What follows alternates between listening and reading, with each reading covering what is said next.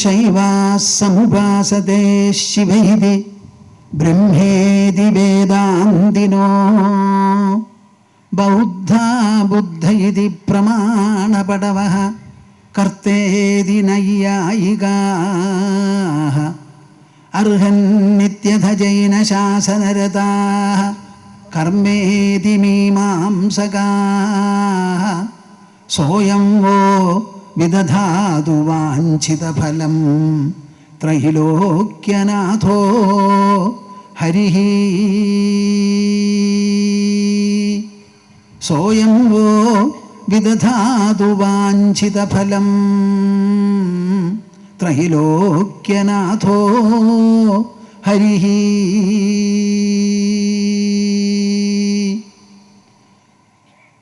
അന്നോ അക്കൂരിരുട്ടിൽ വെളിവരുളുമവൻ കേളിയാൽ പിന്നെ കാട്ടിൽ കൂട്ടർ കൂടുന്ന മുൻപിൽ തുടരുമവനതാക്കോപ്പു ഗോവർദ്ധനത്തിൽ മല്ലാൽ തൻ മാതുലാന്ത്യം പലതുമതു വഴിച്ചാട്ടി കൂട്ടക്കുറിപ്പാൽ മേവുന്നു കോമളാങ്കൻ കുതിരകളവയെ കൊഞ്ചി കെഞ്ചിപ്പിടിച്ച് മേവുന്നു കോമളാങ്കൻ കുതിരകളവയെ കെഞ്ചി കൊഞ്ചിപ്പിടിച്ച്. ഹരിഃ ഓം ഹരിഃ ഓം. എല്ലാവരും കൂടി എൻ്റെ കൂടെ ഓംകാര ജപം ഒരു തപോനുഷ്ഠാനമായി ചെയ്യുക. കേരളത്തിലും പുറത്തും എല്ലാ സ്ഥലത്തും ഒരുപോലെ അതിൻ്റെ മംഗള സ്വാധീനം ചെലുത്തട്ടെ, പ്രസരിക്കട്ടെ എന്ന് ഉദ്ദേശിച്ചാകണം ജപിക്കുന്നത്.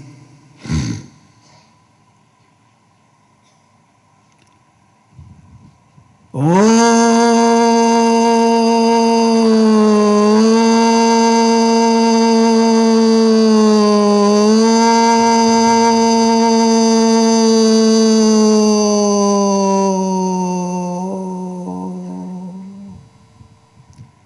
എനിക്ക് തീരെ തൃപ്തിയായില്ല. ഈ കണ്ട ആൾക്കാർ ഇവിടെ ഉണ്ടോ ഇല്ലയെന്നാണ് എനിക്ക് സംശയം. ഇപ്പോൾ ഞാൻ കണ്ണടച്ചിട്ടാണല്ലോ ജപിക്കുന്നത്. മടി വിട്ട് ജപിക്കുമപ്പാ. ഇതിന് നിങ്ങൾ മടിക്കുകയാണെങ്കിൽ പിന്നെ ഇവിടുന്ന് അങ്ങോട്ടുള്ള തത്വപ്രവചന ദൗത്യത്തിന് ഒരു പ്രസക്തി ഉണ്ടാവില്ല. മടി വിട്ട് വായും മനസ്സും തുറന്നെൻ്റെ കൂടെ ജപിക്കൂ. ഓ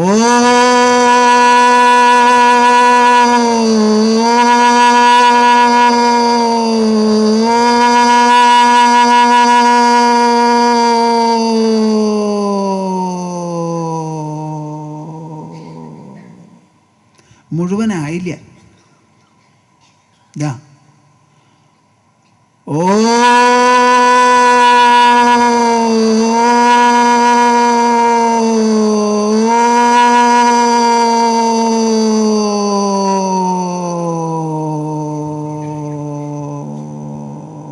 ഭഗവത്ഗീതയിൽ പ്രതിപാദിക്കുന്ന ത്യാഗകർമ്മോജ്വലതയെ പറ്റിയാണ് ഇന്നലെ സംസാരിക്കാൻ തുടങ്ങിയതും ഏതാണ്ട് അത് പറഞ്ഞങ്ങോട്ട് നമ്മൾ മുന്നേറിയതും. ഈ ഭഗവത്ഗീത മുഴുവനും പ്രതിപാദിക്കുന്നത് ഒരേ ഒരു തത്വമാണ്, ത്യാഗം ത്യാഗം ത്യാഗം എന്ന്. അത് എപ്പം മുതൽക്കാണ് കൃഷ്ണൻ പറയാൻ തുടങ്ങിയത് എന്നുള്ളത് നിങ്ങൾ ശ്രദ്ധിച്ചാലേ മനസ്സിലാവുള്ളൂ. അപ്പോൾ ആ ത്യാഗം സാധ്യമാണോ അല്ലയോ എന്ന് ചിന്തിക്കുമ്പോൾ നമ്മുടെ ജീവിതത്തിലാണ് ഇത് പ്രയോഗിക്കേണ്ടത്. അപ്പോൾ ജീവിതം എന്താണെന്ന് മനസ്സിലാക്കണം. 18 അക്ഷൗഹിണി സേന അവിടെ തടിച്ചു കൂടിയിട്ടുണ്ട്. അവരെല്ലാവരും അടുത്ത 18 ദിവസം കൊണ്ട് ഓരോരുത്തരും 10 ഒഴികെ എല്ലാവരും തന്നെ മറ്റുള്ളവരാൽ കൊല്ലപ്പെട്ടു വീഴാൻ പോവുകയാണ്. അതിദാരുണമായിരിക്കുന്ന ഒരു രംഗം. അധർമ്മത്തിന് വേണ്ടി യുദ്ധം ചെയ്യുന്ന 11 അക്ഷൗഹിണി മാത്രമല്ല, ധർമ്മത്തിനെ ഡിഫെൻഡ് ചെയ്യാൻ വേണ്ടി, സംരക്ഷിക്കാൻ വേണ്ടി അണിനിരന്നിട്ടുള്ള പുണ്യാത്മാക്കളുമുണ്ട് അവിടെ. അപ്പോൾ ഈ 11 അക്ഷൗഹിണി സേന കൊല്ലപ്പെടണമെങ്കിൽ അതിന് ആനുപാതികമായി ഈ 7 അക്ഷൗഹിണി സേനയും അതിൽ മരിക്കുമോ മരിക്കില്ലേ? എന്താ മിണ്ടാത്തെ? എല്ലാം അവിടെ മരിച്ചു. 10 എണ്ണേ ബാക്കിയുണ്ടായിരുന്നുള്ളൂ. 45 ലക്ഷം പേരാണ് അവിടെ വന്നിരിക്കുന്നത്. കാലാൾപ്പടയായും കുതിരപ്പടയായും ആനപ്പടയായും ഒക്കെപ്പാടെ കൂടി വന്നത് എണ്ണിക്കണക്കാക്കി നോക്കിയാൽ 45 ലക്ഷമാണ്. ആ 45 ലക്ഷത്തിൽ 11/18 അധർമ്മത്തിനെ പിന്തുടരുന്നവർ. ബാക്കി 7/18 ധർമ്മപക്ഷത്തിലുള്ളവരാണ്. ഈ അധർമ്മപക്ഷത്തിലുള്ളവരെ നേരിടാൻ വേണ്ടി ഈ ധർമ്മപക്ഷക്കാർക്ക് എല്ലാവർക്കും തന്നെ ആ 10 ഒഴികെയുള്ള എല്ലാവരും അവിടെ കൊല്ലപ്പെട്ടു രണഭൂമിയിൽ. പക്ഷേ ഒരു വിശേഷം. എന്താണ് ആ വിശേഷം? ആ യുദ്ധഭൂമിയിൽ പടപൊരുതാൻ വേണ്ടി വന്നവരിൽ മാത്രം ഒതുങ്ങി നിന്നു. അഫ്ഗാനിസ്ഥാൻ ബോംബ് പോലെ എല്ലായിടത്തേക്കും വ്യാപിച്ചില്ല. കണ്ടോടത്തൊക്കെ കൊണ്ട് ബോംബിടുക, എന്നിട്ട് സിവിലിയൻസിനെ വരെ കൊല്ലുക എന്നുള്ള സമ്പ്രദായം അവിടെ ഇല്ല. ഓരോരുത്തരും ഒറ്റയ്ക്ക് സ്വയം തൻ്റെ തീരുമാനത്തോടു കൂടി എതിരാളികളെ നേരിട്ട് ഒന്നുകിൽ ഞാൻ എൻ്റെ എതിരാളിയെ കൊല്ലും, അല്ലെങ്കിൽ അവനാൽ കൊല്ലപ്പെടും എന്നുള്ള തീരുമാനത്തോടു കൂടി വന്നവർ മാത്രമേ അവിടെ ഏറ്റുമുട്ടിയിട്ടുള്ളൂ. അതാണ് അതിനെ ധർമ്മയുദ്ധം എന്ന് പറയുന്നത്. ആ പടക്കളം വിട്ട് ഒരു ഇഞ്ച് അത് പുറത്തേക്ക് പോയില്ല. അവസാനം അശ്വത്ഥാമാവ് മാത്രമേ കുറച്ച് അക്രമം ചെയ്തുള്ളൂ. ആ അശ്വത്ഥാമാവിനെ പോലും കൊല്ലാൻ പുറപ്പെട്ടപ്പോൾ ദ്രൗപദി പറഞ്ഞു, ഗുരുപുത്രനാണ്, അവനെ കൊല്ലണ്ടാന്ന്. അർജുനനോട് കേണപേക്ഷിച്ചിട്ടാണ് അശ്വത്ഥാമാവിനെ കൊല്ലാതെ വിട്ടത്. അപ്പം അതിൽ ധർമ്മത്തിൻ്റെ പ്രസക്തിയും അതിൻ്റെ സ്വാധീനവും അതിൻ്റെ ശക്തിയും അതിൻ്റെ വൈഭവവും അതിൻ്റെ പരമോന്നൗത്യവും എത്രത്തോളം ആ യുദ്ധഭൂമി പടക്കളത്ത് വന്നവർ പാലിച്ചു എന്നുള്ളത് നിങ്ങൾ സ്വയം ആലോചിച്ച് നോക്കണം. നാം ഈ പറയുന്നത് മുഴുവനും മനുഷ്യ മനസ്സിൻ്റെ സാധ്യതയെക്കുറിച്ചാണ്. നിങ്ങൾക്ക് എല്ലാവർക്കും ഒരു തോന്നലുണ്ടാവും, കടുകോളമുള്ള ഒരു മനസ്സേ നിങ്ങൾക്കുള്ളൂ എന്ന്. നിങ്ങളുടെ മനസ്സ് കടുകോളമല്ല, പർവ്വതത്തോളമല്ല, സമുദ്രത്തോളമല്ല, ആകാശത്തോളം വലിപ്പവും വിസ്താരവും ഗാഠതയും ഉള്ളതാണ് എന്ത് നമ്മുടെ മനസ്സ്. നമുക്ക് കൺവെൻഷനലായി പാരമ്പര്യക്രമത്തിൽ സാധാരണ ഒരു ഒതുങ്ങിയ കുടുംബത്തിൽ ജീവിച്ച് ആ ജീവിക്കുന്ന സമയത്ത് 3-4 കുട്ടികളുണ്ടെങ്കിൽ ഒരു 6 ആളുള്ള കുടുംബത്തിൽ ജീവിച്ച് ആ 6 അംഗത്തോളം ചിന്തിക്കാനുള്ള ഒരു മനസ്ഥിതിയെ നിങ്ങൾ കുടുംബികൾക്കുള്ളൂ. അതൊക്കെ അങ്ങോട്ട് വിട്ടുകളയൂ. നിങ്ങൾ ജനിച്ചത് വീട്ടിലാകാം, വളരുന്നത് കുടുംബത്തിലാകാം, പക്ഷേ നിങ്ങളുടെ മനസ്സിന് അതിർത്തി കെട്ടുന്നതല്ല ആ കുടുംബത്തിൻ്റെ ചുമരുകൾ. കാണപ്പെടുന്ന ലോകം നിങ്ങളുടെ കണ്ണ് കുടുംബഭിത്തികൾ മാത്രം കാണാനുള്ളതോ അതോ ചക്രവാളം മുഴുവനും എത്രയുണ്ടെങ്കിലും അത് മുഴുവനും കാണാനുള്ള കണ്ണുകളോട് കൂടിയാണോ കുട്ടി ജനിക്കുന്നത്? അനന്തമായിരിക്കുന്ന ദൃശ്യങ്ങളെ കാണാനുള്ള കണ്ണോടുകൂടി ജനിക്കുന്ന നമ്മൾ വീട്ടിൽ മാത്രം കുടുംബചിന്തയോടുകൂടി മാത്രം ജീവിക്കുന്നതിൽ എത്രത്തോളം പ്രസക്തിയുണ്ട് എന്ന് സ്വയം ആലോചിച്ചു നോക്കൂ. അർജുനൻ പറഞ്ഞത് എന്താ? എൻ്റെ മനസ്സ് ഇടുങ്ങിയിരിക്കുന്നു, ആ ഇടുക്കം നീക്കി എനിക്ക് ശരിയായ കാഴ്ചപ്പാടും തെളിച്ചവും ഉണ്ടാക്കി തരണം. ശ്രേയസ്സാണ് ഞാൻ ആവശ്യപ്പെടുന്നത്. നിൽക്കുന്നത് പടക്കളത്തിലായാലും എനിക്ക് ആവശ്യം ആത്യന്തികമായിരിക്കുന്ന നിത്യനിരന്തര സുഖമാണ്, അനന്തമായിരിക്കുന്ന വ്യാപ്തിയാണ് എനിക്ക് ആവശ്യം എന്നുള്ളതായിരുന്നു അർജുനൻ്റെ നിർബന്ധം. അതിന് ഓരോ കാര്യങ്ങളും പറഞ്ഞ് മനസ്സിലാക്കി ജീവിതത്തെ അപഗ്രഥിച്ച് പറയണു ആര്? കൃഷ്ണൻ. എല്ലാം കൂടി കൃഷ്ണൻ ഉപയോഗിക്കുന്നത് 4 അക്ഷരമാണ് ജീവിതത്തെ വിവരിക്കാൻ. മാത്രാ സ്പർശാസ്തു കൗന്ദേയ ശീതോഷ്ണ സുഖദുഃഖദാഃ ആഗമാപായിനോ നിത്യാഃ താൻ തിദിക്ഷസ്വ ഭാരത. മരണം എന്നൊന്നില്ല. നമ്മുടെ ശരീരത്തെ ഉജ്ജീവിപ്പിക്കുന്നതായ ജീവചൈതന്യമുണ്ടല്ലോ, അത് അജന്മാവാണ്, അമരമാണ്, ജനിക്കാത്തതാണ്, മരിക്കാത്തതാണ്. ജനനത്തിന് മുൻപും മരണത്തിന് ശേഷവും ഒരുപോലെ നിലനിൽക്കുന്നതാണ്. അപ്പോൾ ജനന മരണ ചോദ്യങ്ങൾ ഇവിടെ വരുന്നില്ല. ജീവിതാവസരത്തിൽ നമുക്ക് നേരിടുന്നതായ പല പ്രതിസന്ധികളും ഇഷ്ടമില്ലാത്ത സംഭവങ്ങളും എല്ലാം തന്നെയാണ് നമുക്ക് വിഷമം. ആ വിഷമം വാസ്തവത്തിലുണ്ടോ? ജീവിതത്തിനെ ഒട്ടാകെ ഞാനൊന്ന് അപഗ്രഥിച്ച് കളയാം. കൃഷ്ണൻ പറയുന്നു, ആരുടെ ജീവിതത്തെ? മനുഷ്യ ജീവിതത്തെ. ആ മനുഷ്യനായ നിങ്ങൾ കുടുംബിയാകാം, നിങ്ങൾ സന്യാസിയാകാം, ഉദ്യോഗസ്ഥനാകാം, വിവാഹിതനാകാം, അവിവാഹിതനാകാം. നിങ്ങൾ എന്ത് ചെയ്യണു, ഏത് തുറയിലാണ്, എന്ത് പ്രവർത്തിക്കണു എന്നുള്ള ചോദ്യമില്ല. ജീവിതം ജീവിതം എന്ന് പറയുന്നത് വ്യക്തിയും വ്യക്തിയല്ലാത്ത ലോകം മുഴുവനും തമ്മിലുള്ള നിരന്തര സമ്പർക്കമാണ്. ഈ സമ്പർക്കം നടക്കുന്നത് എവിടെ എന്ന് ചിന്തിച്ചു നോക്കണം. നമ്മുടെ ശരീരത്തിൽ 5 ഇന്ദ്രിയങ്ങളുണ്ട്. 5 ജ്ഞാനേന്ദ്രിയങ്ങളും 5 കർമ്മേന്ദ്രിയങ്ങളുമുണ്ട്. ആ 5 ഇന്ദ്രിയങ്ങൾ, ജ്ഞാനേന്ദ്രിയങ്ങളിലാണ് നാം ലോകത്തിനെ ദർശിക്കുന്നതും അനുഭവിക്കുന്നതും അറിയുന്നതുമെല്ലാം. മാത്ര എന്ന് പറഞ്ഞാൽ മീയന്തേ വിഷയ അഭി മാത്രാസ്വരിന്ദ്രിയാണിതാഹ. ഏതുകൊണ്ടാണോ നാം ഈ ലോകത്തെ കണ്ടറിഞ്ഞ് അളന്നു കുറിച്ച് അതിൽ എത്രയുണ്ട്, എവിടെയൊക്കെയുണ്ട്, അതിൻ്റെ അതിർത്തി എവിടെ, അനന്തത എത്രത്തോളം എന്ന് മനസ്സിലാക്കുന്നുവോ, ആ മനസ്സിലാക്കാൻ ഉപയോഗിക്കുന്നത്, അളക്കാൻ ഉപയോഗിക്കുന്നത് എന്നുള്ള അർത്ഥത്തിലാണ് മാത്രാശബ്ദം ഉപയോഗിക്കുന്നത്. മനസ്സിലായോ നിങ്ങൾക്ക്? അപ്പോൾ എന്തുകൊണ്ടാണ് നമ്മൾ അളക്കുന്നത്? കണ്ണുകൊണ്ട്, കാതുകൊണ്ട്, മൂക്കുകൊണ്ട്, നാവുകൊണ്ട്, ത്വക്കുകൊണ്ട്. ഈ 5 എണ്ണം കൊണ്ടാണ് ലോകത്തിലുള്ള വസ്തുക്കളെ എത്രയോ ആകട്ടെ ആ വസ്തുക്കളെ അത്രയും നാം അളക്കുന്നത് 5 ഇന്ദ്രിയങ്ങൾ കൊണ്ടാണ്. അപ്പോൾ ലോകവസ്തുക്കൾ അസംഖ്യമാകാം, അതിൽ അനന്തമായ വിശാലത അതിനുണ്ടാകാം. പക്ഷേ ഇതെല്ലാം നമ്മുടെ അടുത്ത് നാം അളന്ന് അനുഭവിക്കാൻ വരുമ്പോൾ വെറും 5 ഇത് ഞാൻ എത്ര തവണ പറയണം? 5 ഈ ലോകത്തിൽ എത്രയുണ്ട് എന്നോട് പറയൂ നിങ്ങൾ. ശബ്ദം, സ്പർശം, രസം, രൂപം, ഗന്ധം എന്ന് പറയുന്ന 5 ദൃശ്യങ്ങളും വസ്തുക്കളുമേ ഇവിടെ ഉള്ളൂ. ആ ശബ്ദം നരിയുടെയോ പുലിയുടെയോ ശബ്ദമാവാം, ആനയുടെ ചിഹ്നം വിളിയാവാം, നായയുടെ കുരയ്ക്കലാവാം. പക്ഷേ ഇതൊക്കെ ശബ്ദമാണ്. ആ ശബ്ദത്തിനെ കേട്ട് മനസ്സിലാക്കുന്നത് നമ്മുടെ ഒരേ 2 ചെവികളാണ്. എല്ലാ ശബ്ദങ്ങളും ചെവിയുടെ മുൻപിൽ മാത്രമേ ചുരുളഴിയുന്നുള്ളൂ. അതുമാതിരി രൂപങ്ങൾ, ആകൃതികൾ, നിറങ്ങൾ മുഴുവൻ ചുരുളഴിയുന്നത് നമ്മുടെ കണ്ണിൻ്റെ മുൻപിലാണ്. കണ്ണ് ചെയ്യുന്നത് കാതുകൊണ്ട് ചെയ്യാൻ പറ്റില്ല, കാത് ചെയ്യുന്നത് മൂക്കുകൊണ്ട് ചെയ്യാൻ പറ്റില്ല. സ്വവിഷയ ശൂരാണീഹി പ്രമാണാനി ശ്രോത്രാധിപത്. ഓരോ ഇന്ദ്രിയത്തിൻ്റെ തുറയിലും അതിന് മാത്രമാണ് പരമാധികാരം. അത് വിട്ട് വേറെ ഒരു ഇന്ദ്രിയം അവിടെ നുഴഞ്ഞു കയറി കാണുന്ന നിറത്തിനെ അങ്ങനെ അല്ല എന്ന് പറയാൻ ലോകത്തിൽ കണ്ണല്ലാതെ ഒന്നുമില്ല. കേൾക്കുന്നുണ്ടോ ഞാൻ ഈ പറയുന്നത്? നിങ്ങളുടെ കണ്ണിൻ്റെ വില നിങ്ങൾ ഓരോരുത്തരും മനസ്സിലാക്കണം. മനസ്സിലാക്കിയിട്ടില്ല. കണ്ണുണ്ട്, കണ്ടുകൊണ്ടുമിരിക്കണു, പക്ഷേ കണ്ണിൻ്റെ വില ഞാൻ മനസ്സിലാക്കുന്നില്ല. 5 ഇന്ദ്രിയങ്ങളിൽ വെച്ച ഏറ്റവും ചെറിയ ഇന്ദ്രിയമാണ് കൊച്ചു 2 കണ്ണുകൾ. ആ ചെറിയ ഇന്ദ്രിയങ്ങൾക്കാണ് അനന്ത ദൂരവും അസംഖ്യം വസ്തുക്കളെയും കാണാനുള്ള ശക്തി. കൊച്ചു 2 ഇന്ദ്രിയങ്ങൾ കൊണ്ട്, വേണ്ട 1 കണ്ണുകൊണ്ട് ലോകം മുഴുവനും നമുക്ക് കാണാൻ സാധിക്കും. ഈ കണ്ണിനെ സൃഷ്ടിച്ചതോ രചിച്ചതോ ആരാ എന്ന് ഞാൻ നിങ്ങളോട് ചോദിക്കുന്നു. ബാഹ്യവസ്തുക്കൾ ഒന്നും തന്നെയല്ല നമ്മളെ രചിച്ചത്. നാം സൂര്യനെ കാണുന്നു, ചന്ദ്രനെ കാണുന്നു, ആകാശത്തെ പോലും കാണുന്നു. ഇവയൊന്നുമല്ല നമ്മുടെ 2 കണ്ണ് രചിച്ചത്. നമ്മുടെ 2 കണ്ണ് രചിച്ചത് ശരീരത്തിൻ്റെ ഉള്ളിൽ തന്നെയുള്ള ആ ഉൾശക്തിയാണ്. പുരുഷ ശരീരത്തിൽ നിന്നൊരു ബീജം, സ്ത്രീ ശരീരത്തിൽ നിന്നൊരു അണ്ഡം, ഇത് രണ്ടും കൂടി ഗർഭപാത്രത്തിൽ ഫെലോപ്പിയൻ ട്യൂബിൽ കൂടിച്ചേർന്ന് അതിൻ്റെ പ്രയാണം ആരംഭിച്ച് ഗർഭപാത്രത്തിൽ വന്ന് അവിടെ നിന്ന് തന്നെത്താനെ കണ്ണും മൂക്കും കാതും ചെവിയും ഒക്കെ ഉണ്ടാക്കിയതാണ്. എന്താ അല്ല എന്ന് പറയാൻ വല്ലവരും ഉണ്ടോ ഈ സദസ്സിൽ? അമ്മയുടെ ഗർഭപാത്രത്തിൽ വളരുന്ന കുട്ടിയെപ്പറ്റി അമ്മയ്ക്കൊരു വസ്തു അറിയില്ല. അമ്മ ഒന്നും ഒട്ട് ചെയ്തിട്ടുമില്ല. അമ്മ കഴിച്ച ഭക്ഷണം മുഴുവൻ ആമാശയത്തിലേക്കാണ് പോയത്.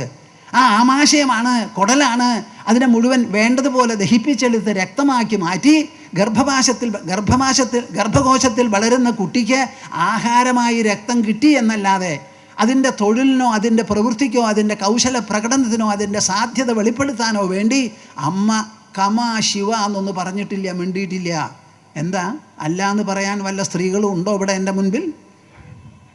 ഒരവസ്തു നിങ്ങൾ ചെയ്യുന്നില്ല.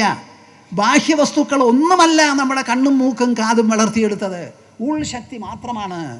നാം സൂര്യനെ കാണുന്നുണ്ടെങ്കിൽ സൂര്യൻ എന്നെ കാണുന്നില്ല, ഞാനേ കാണുന്നുള്ളൂ സൂര്യനെ. ഈ കെട്ടിടം ഞാൻ കാണുന്നുണ്ടെങ്കിൽ ഞാൻ ഈ കെട്ടിടത്തിനെ കാണുന്നു. എന്നെപ്പോലെ കണ്ണുള്ള ജീവജാലങ്ങളും കാണുന്നു. കണ്ണില്ലെങ്കിൽ ഇവിടെ കാഴ്ചയില്ല, നിറമില്ല, ആകൃതിയില്ല, സംഖ്യയില്ല, അനന്തതയില്ല. എല്ലാ സാധനങ്ങളും ആശ്രയിച്ചിരിക്കുന്നത് നമ്മുടെ കണ്ണിനെയാണ്. ആ കണ്ണുകൊണ്ട് അളന്ന് രൂപങ്ങളെയും ആകൃതികളെയും, ചെവി കൊണ്ട് അളന്ന് ശബ്ദങ്ങളെയും, മൂക്ക് കൊണ്ട് അളന്ന് വാസനകളെയും, നാവ് കൊണ്ട് രുചികളെയും, ത്വക്ക് കൊണ്ട് സ്പർശങ്ങളെയും ഞാൻ അളന്നുണ്ടാക്കുന്നതാണ്. ആ മാത്രകൾ എൻ്റെ ശരീരത്തിലാണ് നിൽക്കുന്നത്. എൻ്റെ ദർശനം മുഴുവനും, എൻ്റെ അനുഭവം മുഴുവനും എൻ്റെ ശരീരത്തിലുള്ള ഇന്ദ്രിയങ്ങൾ സമ്പർക്ക രൂപത്തിൽ വരുത്തി തരുന്നതാണ്. വെളുപ്പാങ്കാലത്ത് എണീറ്റതിന് ശേഷം ആദ്യമായി മലർന്നു കിടന്നുറങ്ങുന്നുണ്ടെങ്കിൽ എണീറ്റാൽ കാണുന്നത് റൂഫാണ്, അത് കഴിഞ്ഞാൽ ചുമരാണ്. എണീറ്റ് ബാത്റൂമിലേക്ക് പോകുമ്പോൾ അവിടെയുള്ള ടാപ്പും വാഷ് ബേസിനും നിങ്ങൾ കാണും. അപ്പം തുടങ്ങി സമ്പർക്കം. സമ്പർക്കം എന്താണ്? ഈ സമ്പർക്കം മാത്രാസ്പർശങ്ങൾ. ഒന്ന് പറയൂ. എന്താ ഈ കുറച്ച് ആൾക്കാർ പറയണേ? ബാക്കിയുള്ളവർക്ക് വായില്ലേ? മാത്രാസ്പർശങ്ങൾ. അതാണ് ജീവിതം. ജീവിതത്തിൻ്റെ ഡെഫിനിഷനാണത്. ജീവിതത്തിനെ പലതരത്തിലും വിവരിക്കാം. ദാർശനികമായി, അധ്യാത്മമായി. ശ്രീകൃഷ്ണനിത, വേദവ്യാസനിത, ഭഗവത്ഗീതയിലൂടെ അർജുനെ നോക്കി എല്ലാവർക്കും വേണ്ടി എപ്പോഴേക്കുമായി വിവരിച്ചിരിക്കുന്നു. ജീവിതം എന്ന് പറയുന്നത് മാത്രാസ്പർശങ്ങൾ മാത്രം. നമ്മുടെ ശരീരത്തിലുള്ള 5 ഇന്ദ്രിയങ്ങളും ഈ ഇന്ദ്രിയങ്ങളല്ലാത്ത പദാർത്ഥങ്ങളും ലോകവസ്തുക്കളുമായി നിരന്തരം നടക്കുന്ന സമ്പർക്കമാണ് ജീവിതം. സമ്പർക്കമാണ് ജീവിതം. ആ സമ്പർക്കത്തിൽ നമ്മുടെ ഇന്ദ്രിയങ്ങളും നമ്മുടെ വ്യക്തിത്വവും മാറാതെ ഒരേപോലെ നിലനിൽക്കുന്നു. ചുറ്റുപാടുകളും വസ്തുക്കളും മാത്രമേ മാറുന്നുള്ളൂ. ഈ മാത്രാസ്പർശങ്ങളായ ജീവിതത്തിന് അതിൻ്റേതായ സ്വഭാവമുണ്ട്. അഗ്നിക്ക് ചൂടുണ്ട്, ഔഷ്ണ്യമുണ്ട്. പാലിന് വെളുപ്പ് നിറമുണ്ട്. നമുക്ക് നൽകാനുള്ള പോഷകങ്ങളും അതിലുണ്ട്. ഐസ് തണുക്കുന്നതാണ്. എല്ലാ വസ്തുക്കൾക്കും എല്ലാറ്റിനും അതിൻ്റേതായ പ്രകൃതമുണ്ട്. അതേപോലെ ഈ മാത്രാസ്പർശങ്ങൾക്ക് അതിൻ്റെ പ്രകൃതം എന്താ? ശീതോഷ്ണ സുഖ ദുഃഖദാഹ. ശീതം ഉഷ്ണം എന്ന് പറയുന്നത് പരസ്പരം വിരോധികളാണ്. അങ്ങനെ പരസ്പര വിരോധികളായിരിക്കുന്ന സുഖവും ദുഃഖവും ഉണ്ടാക്കി തീർക്കുന്നതാണ് മാത്രാസ്പർശങ്ങൾ അത്രയും. കേട്ടുവോ നിങ്ങൾ? നിങ്ങൾ എണീറ്റാൽ ഇന്ദ്രിയങ്ങളും ലോകവസ്തുക്കളും തമ്മിൽ സമ്പർക്കം തുടങ്ങി. ആ സമ്പർക്കത്തിന് സ്വതസിദ്ധമായിട്ടുള്ള ഒരു സ്വഭാവം എന്താ? ശീതം ഉഷ്ണം എന്ന് പറയുന്നത് പരസ്പരം ഓപ്പോസിറ്റാണ്, വിപരീതമാണ്. അതുപോലെ സുഖം ദുഃഖം എന്ന് പറയുന്ന അനുഭവദ്വയം മനസ്സിൽ സദാ ഉണ്ടാക്കിക്കൊണ്ടിരിക്കുന്നതാണ് മാത്രാസ്പർശങ്ങൾ. അതതിൻ്റെ സ്വഭാവമാണെങ്കിൽ നിങ്ങൾക്ക് ഈ സുഖമില്ലാതെയാവാനോ ദുഃഖമില്ലാതെയാവാനോ സാധിക്കുമോ? എന്താ മിണ്ടാത്തെ? ഞാൻ ആരോടാ സംസാരിക്കുന്നത്? കേൾക്കുന്നവരോടും ഗ്രഹിക്കുന്നവരോടുമാണോ അതോ അല്ലാത്തവരോടോ?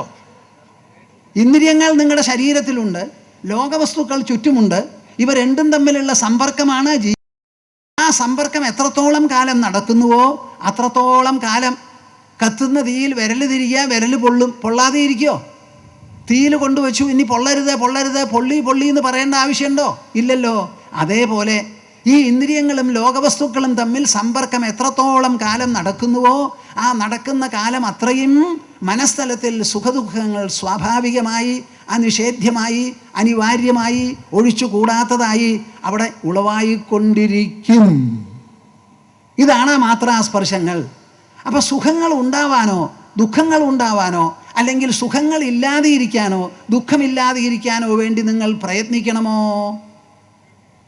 എന്താ മിണ്ടാതെ? പ്രയത്നിക്കണോ?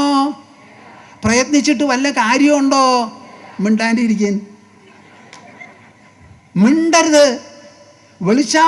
വെളുപ്പാങ്കാലത്ത് എണീറ്റാൽ വൈകുന്നേരം കണ്ണടഞ്ഞ് ഉറങ്ങുന്നത് വരെ ഇന്ദ്രിയങ്ങളും ഇന്ദ്രിയ വസ്തുക്കളുമായി സമ്പർക്കം ഉണ്ടായിക്കൊണ്ടിരിക്കവേ മനസ്സിൽ സഹജമായി അനിവാര്യമായി സുഖദുഃഖങ്ങളും ഉണ്ടായിക്കൊണ്ടിരിക്കും. അതിൽ മിക്കവാറും പകുതി സുഖമാണ്, പകുതി ദുഃഖമാണ്. ആ സുഖദുഃഖങ്ങൾ അനിവാര്യമാണെന്ന് മനസ്സിലാക്കുക. മാത്രമല്ല അവ ശാശ്വതമല്ല, അനിത്യമാണ്. താൻ തിദിക്ഷസ്വ.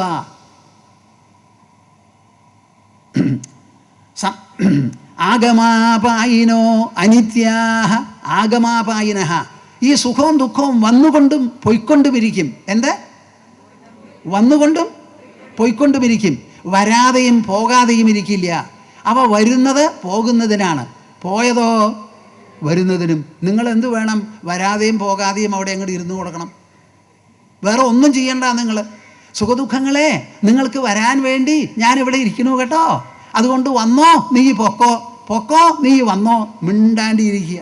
താൻ തിദിക്ഷസ്വ ഭാരത. അവയുടെ സഹിച്ചോളൂ. എനിക്ക് സുഖമുണ്ടായി എന്ന് പറഞ്ഞൊരു കംപ്ലൈൻറ്റ് ഉണ്ടാവരുത്, ദുഃഖമുണ്ടായി എന്ന് പറഞ്ഞും നിങ്ങൾക്ക് കംപ്ലൈൻറ്റ് ഉണ്ടാവരുത്. ഈ സുഖദുഃഖങ്ങൾ സ്വാഭാവികമാണ്.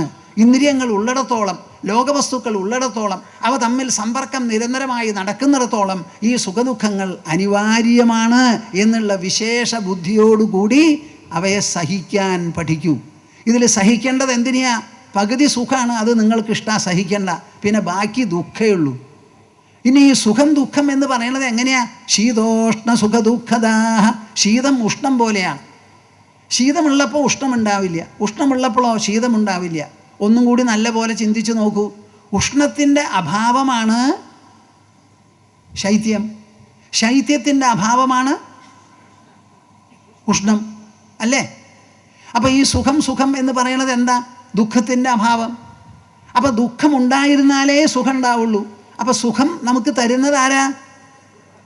മിണ്ടുന്നില്ല. സുഖത്തിന് മുൻപ് അതിന് മുൻപ് ദുഃഖം അനുഭവിച്ചാലേ ആ ദുഃഖം ഇല്ലാതെയായിട്ട് നമുക്ക് സുഖാനുഭവം ഉണ്ടാവുള്ളൂ. അപ്പം ദുഃഖം സുഖത്തെ ആനയിക്കുന്നതാണ്. അപ്പോൾ സുഖത്തെ ആനയിക്കുന്ന ദുഃഖം നല്ലതോ ചീത്തയോ, വേണോ വേണ്ടയോ? വേണമല്ലോ. ഇനി സുഖം കൊള്ളാവുന്നതാണോ? അല്ല. എന്താ? സുഖമില്ലാതെയായി ദുഃഖത്തിനെ ആനയിക്കുന്നതാ. അപ്പം ദുഃഖത്തെ ആനയിക്കുന്ന സുഖം എന്ത്? ദുഃഖത്തിൽ കലാശിക്കുന്നതും ദുഃഖത്തെ ആനയിക്കുന്നതുമായ സുഖം നിങ്ങൾക്ക് ഹിതകരമാണോ? വിട്ടേക്കൂ. ഇനി സുഖം ആനയിക്കുന്ന ദുഃഖമാകട്ടെ, അത് അഹിതമാണോ? രണ്ടും തമ്മിലുള്ള ആറ്റിറ്റ്യൂഡ് നമ്മുടെ മനസ്സിൽ നിന്ന് മാറി. ആ മനസ്ഥിതി അങ്ങോട്ട് മാറ്റി സുഖപര്യവസായിയാണ് ദുഃഖം, പര്യവസായിയാണ് സുഖം എന്ന് മനസ്സിലാക്കി അത് രണ്ടിനോടുമുള്ള ഭാവം മാറ്റി നിങ്ങൾ എന്തു വേണം? പുതിയ ഒരു വീക്ഷണം വളർത്തിയെടുക്കണം സുഖദുഃഖങ്ങളെക്കുറിച്ച്. ഇപ്പോഴത്തെ നില എന്താ? എനിക്ക് സുഖമേ വേണ്ടൂ, സുഖമേ വേണ്ടൂ, ദുഃഖം വേണ്ട, ദുഃഖം വേണ്ട. ഈ പറയണതല്ലാതെ ദുഃഖം വരാതിരിക്കുമോ? വരാതിരിക്കില്ല. സുഖമുണ്ടെങ്കിൽ ദുഃഖം ഉണ്ടായിരുന്നാലേ സുഖമുള്ളൂ. മനസ്സിലായില്ല നിങ്ങൾക്ക്? മഹാന്ധകാരേഷ്വിവ ദീപദർശനം. ഒരു വിളക്ക് കൊളുത്തി വെച്ചാൽ ആ വിളക്കിൻ്റെ നാളത്തിന് പ്രകാശമുണ്ടാവണമെങ്കിൽ പട്ടാപ്പകലെ നട്ടുച്ചയ്ക്ക് ഒരു വിളക്ക് ചരാത് കൊളുത്തി മുറ്റത്ത് വെച്ചാൽ അതിന് പ്രഭയുണ്ടാവുമോ? നേരെ മറിച്ച് അന്ധകാരം വന്നാലോ അതിന് നല്ല പ്രഭയായി. സുഖം ഹി ദുഃഖാന്യനുഭൂയ ശോഭതേ. ദുഃഖം അനുഭവിച്ചാലേ സുഖത്തിന് വിലയുണ്ടാവുള്ളൂ. വിശപ്പുണ്ടാവണമെങ്കിൽ വിശപ്പുണ്ടായാലേ ഊണ് കഴിക്കാൻ പറ്റുള്ളൂ. അപ്പോൾ ഊണ് കഴിച്ച് വിശക്കുമ്പോൾ വിശന്നു എന്ന് കംപ്ലയിൻറ്റ് ചെയ്യുന്നതിൽ അർത്ഥമുണ്ടോ? ഒരിക്കൽ ഊണ് കഴിച്ചു, ജീവിതം മുഴുവൻ വിശക്കണില്ല. അങ്ങനെ ഒരു കാര്യമാണോ നിങ്ങൾ ആവശ്യപ്പെടുന്നത്? കാലത്ത് ഊണ് കഴിക്കണം, ഉച്ചയാകുമ്പോഴേക്കും വിശക്കണം, ഒരു നേരവും കൂടി കഴിക്കണം, ഉച്ചയ്ക്ക് ഊണ് കഴിക്കണം, അപ്പോഴേക്കും വൈകുന്നേരം ഒന്നും കൂടി നല്ല പോലെ വിശക്കണം. അങ്ങനെ ആ വിശപ്പ് മാറ്റലും ഊണ് കഴിക്കലും എങ്ങനെയോ അതുപോലെയാണ്. കസ്യാത്യന്തം സുഖമുപനതം ദുഃഖമേകാന്തതോ വാ നീചൈർഗച്ഛത്യുപരിചദശ ചക്രനേമിക്രമേണ. കാളിദാസൻ പറയുന്നതാ. ഈ ലോകത്തിൽ ആർക്കാണ് അത്യന്ത സുഖം അനുഭവിക്കാൻ പറ്റിയിട്ടുള്ളത്? ഒരാൾക്കുമില്ല. ഇനി ദുഃഖം, ആജീവനാന്ത ദുഃഖം എന്നൊന്നുണ്ടായിട്ടുണ്ടോ? അത് രണ്ടുമില്ല. നീചൈർഗച്ഛത്യുപരിചദശ ചക്രനേമിക്രമേണ. ഒരു ചക്രം ഇങ്ങനെ കിടന്ന് തിരിയുന്ന സമയത്ത് അഴികൾ അങ്ങനെ ഹൊറിസോണ്ടലാവും, താഴത്തേക്ക് പോവും, മേപ്പെട്ട് വരും. ഇങ്ങനെ മുകളിലേക്കും ചോട്ടിലേക്കും തിരിഞ്ഞുകൊണ്ടിരിക്കുന്നത് മാതിരിയാണ് ഈ സുഖദുഃഖങ്ങൾ എന്ന് പറയുന്നത്. ഇത് ജീവിതത്തെ അപഗ്രഥിച്ച് നിങ്ങളിങ്ങനെ മനസ്സിലാക്കിയാൽ നിങ്ങൾക്ക് ഒരു കുട്ടിയുണ്ടോ, 5 കുട്ടിയുണ്ടെങ്കിലും 1 കുട്ടിയുണ്ടെങ്കിലും സുഖദുഃഖങ്ങൾക്ക് വല്ല മാറ്റമുണ്ടോ? എന്താ അവർ മിണ്ടാത്തെ? ഇനി കുട്ടികളൊന്നും ഇല്ലെങ്കിലോ? എന്നാലും സുഖദുഃഖങ്ങൾക്ക് മാറ്റമുണ്ടോ? അപ്പം 4 കുട്ടി ഉണ്ടായിട്ട് നിങ്ങൾ കേമത്തം നടിക്കുന്നതിൽ വല്ല അർത്ഥമുണ്ടോ? ഇല്ല. തുറന്ന് സമ്മതിക്കും കൂട്ടരെ. ദാർശനികം എന്ന് പറഞ്ഞാൽ ഇതാണ്. കാര്യങ്ങളെ വേണ്ടതുപോലെ അപഗ്രഥിച്ച് ഗുണദോഷപൂർവകം വിചിന്തനം ചെയ്ത് അന്തസ്സാരം പുറത്തേക്ക് കൊണ്ടുവന്ന് ഈ പുറമേയുള്ള മോഹവും വ്യാമോഹവും ഒക്കെ അങ്ങോട്ട് തുടച്ചു മാറ്റി സ്വച്ഛ സ്വാതന്ത്ര്യത്തോടുകൂടി ജീവിക്കുക. പക്ഷി ചിറക് വിരിച്ച് പറക്കുന്നത് മാതിരി, ഫ്ലോട്ട് ചെയ്യണതുമാതിരി. അത് നമുക്ക് സാധിക്കും നമ്മുടെ മനസ്സുകൊണ്ട്, നമ്മുടെ മനസ്സിൻ്റെ മഹിമ കൊണ്ട്, നമ്മുടെ ബുദ്ധിയുടെ വിചാര കൗശലം കൊണ്ട്, നമ്മുടെ ആത്മബലം കൊണ്ട്, വിവേചനം വിശേഷബുദ്ധി കൊണ്ട് നമുക്ക് സാധിക്കും. ആ വിശേഷബുദ്ധിയെ വളർത്തിയെടുക്കുകയാണ്. യം ഹിനവ്യഥയന്ത്യേതേ പുരുഷം പുരുഷഋഷഭ സമദുഃഖ സുഖം ധീരം സോമൃതത്വായ കൽപ്പതേ. അങ്ങനെയാണെങ്കിൽ ഈ ലോകത്തിൽ ഈ സഹനശക്തി വളർത്തി എങ്ങനെയാണ് ജീവിക്കുക? സുഖദുഃഖങ്ങളെ മാത്രമേ നമുക്കിവിടെ നേരിടാനുള്ളൂ. ഇതാണ് വാസ്തവമെങ്കിൽ നമ്മൾ എന്തു വേണം എന്ന് ചോദിച്ചാൽ മറുപടി പറയണു. യം ഹിനവ്യഥയന്ത്യേതേ പുരുഷം പുരുഷഋഷഭ. ഹേ പുരുഷഋഷഭ, അർജുന, ആരുടെ മനസ്സിനെയാണോ ഈ സുഖദുഃഖങ്ങൾ കുലുക്കാതെ ഇരിക്കുന്നത്, തളർത്താതെ ഇരിക്കുന്നത്, ഇളക്കി മറിക്കാതെ ഇരിക്കുന്നത്, വഞ്ചിക്കാതെ ഇരിക്കുന്നത്, വ്യാമോഹിപ്പിക്കാതെ ഇരിക്കുന്നത്, അതെങ്ങനെ ഇരിക്കാൻ സാധിക്കും? സമദുഃഖ സുഖം ധീരം. സമദുഃഖ സുഖം ധീരം ഒന്ന് പറയൂ. നിങ്ങൾക്കൊക്കെ വായില്ലേ കൂട്ടരെ? ഇവിടെ എന്തിനാ വന്നിരിക്കുന്നത്? ഇടയ്ക്ക് നിങ്ങളുടെ സ്വരം എനിക്കും ഒന്ന് കേൾക്കണമെന്നുണ്ട്. സമദുഃഖ സുഖം ധീരം, സമദുഃഖ സുഖം ധീരം. ഈ 8 അക്ഷരം എഴുതി വയ്ക്കൂ വീട്ടിൽ. സമദുഃഖ സുഖം ധീരം. ആ സുഖദുഃഖങ്ങളെ സമവീക്ഷണത്തോടു കൂടി കണ്ട്, ദുഃഖം എങ്ങനെയോ അതുപോലെയാണ് സുഖം, സുഖം എങ്ങനെയോ അതുപോലെയാണ് ദുഃഖം. സുഖം ആനയിക്കുന്നത് ദുഃഖമാണ്, ദുഃഖത്തിലേക്ക് നയിക്കുന്നതാണ് സുഖം. അപ്പോൾ സുഖത്തിനോട് എനിക്ക് പ്രത്യേക പ്രതിപത്തി വേണ്ട, ദുഃഖത്തിനോട് ഒരു തരത്തിലും നീരസവും വേണ്ട. രണ്ടും എൻ്റെ മനസ്സിൽ ഇങ്ങനെ നൃത്തമാടി പരസ്പര പൂരകങ്ങളായി ഇങ്ങനെ നടന്നോട്ടെ. കണ്ണുകൊണ്ട് പല നിറങ്ങളും കാണുന്നില്ലേ നിങ്ങൾ? നമുക്ക് കണ്ണുകൊണ്ട് എന്തെല്ലാം കാണേണ്ടി വരും? ജനനം കാണേണ്ടി വരും, മരണം കാണേണ്ടി വരും, അപകടം കാണേണ്ടി വരും, ആനുകൂല്യ പ്രാതികൂല്യങ്ങൾ കാണേണ്ടി വരും, ശുഭങ്ങൾ കേൾക്കേണ്ടി വരും, അശുഭങ്ങൾ കേൾക്കേണ്ടി വരും.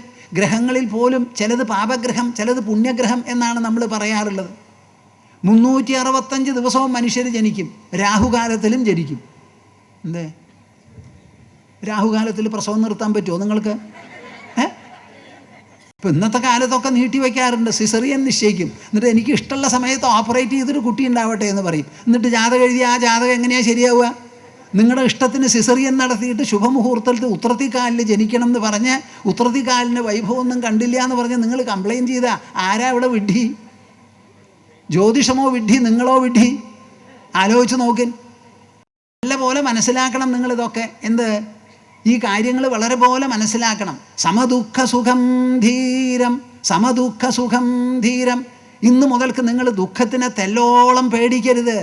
എത്ര ദുഃഖം അനുഭവിക്കുന്നുവോ അത്രത്തോളം മനസ്സിന് ധന്യതയാണ്. ഞങ്ങളൊക്കെ സന്യസിച്ചതിന് ശേഷം അടുത്ത ചോറ് എവിടുന്ന് കിട്ടുമെന്നറിയില്ല, എവിടെയാണ് താമസിക്കേണ്ടത് എന്നറിയില്ല. എല്ലാം യാദൃച്ഛികമാണ്. യതിഹി യാദൃച്ഛികോ ഭവേത്, യതിയായവൻ യാദൃച്ഛികനായി തീരണം. അങ്ങനെയുള്ള ജീവിതത്തിൽ ഞങ്ങൾ എന്തിനാ സന്യസിക്കുന്നത്? ഈ സമദുഃഖ സുഖത്വം ഉണ്ടാവാൻ വേണ്ടി. അങ്ങനെ സമദുഃഖ സുഖം എന്ന് പറയുന്നവൻ അവനാണ് ധീരൻ, ബുദ്ധിമാൻ. ആ ബുദ്ധിമാൻ അമൃതത്വായ കൽപ്പതേ. ആ ആൾക്കാണ് മോക്ഷം. നിത്യനിരന്തരമായിരിക്കുന്ന ഉൾസുഖം, അന്തരാത്മീയമായിരിക്കുന്ന സുഖം ആ മനുഷ്യനാണ് എന്ന് കൃഷ്ണൻ വളരെ വ്യക്തമായി പറയുന്നു. അപ്പോൾ സുഖത്തിനോടുള്ള വിശേഷ പ്രതിപത്തി മാറ്റി പൊളിച്ചെഴുതി, ദുഃഖത്തിനോടുള്ള നീരസം, വെറുപ്പ്, അസഹിഷ്ണുത അതും മാറ്റി, രണ്ടും ഒരുപോലെ മനസ്സിന് ആവശ്യമാണ്. വിശപ്പും ദാഹവും അത് തീർക്കലും പോലെ, ആഹാരം കഴിക്കുന്നത് പോലെ മലവിസർജനവും നമുക്ക് ആവശ്യമാണ്, മൂത്രവിസർജനവും നമുക്ക് ആവശ്യമാണ്. ഉള്ളിലേക്ക് കാറ്റെടുക്കുന്നത് പോലെ പുറത്തേക്കും വിടണം. രക്തം ഇങ്ങനെ സഞ്ചരിച്ചു കൊണ്ട് തന്നെ ഇരിക്കണം. ടോക്സിൻ ഒരു ഭാഗത്ത് ശരീരത്തിൽ ഉണ്ടാവും, ജീവവായു വീണ്ടും വീണ്ടും എടുത്തുകൊണ്ടിരിക്കണം.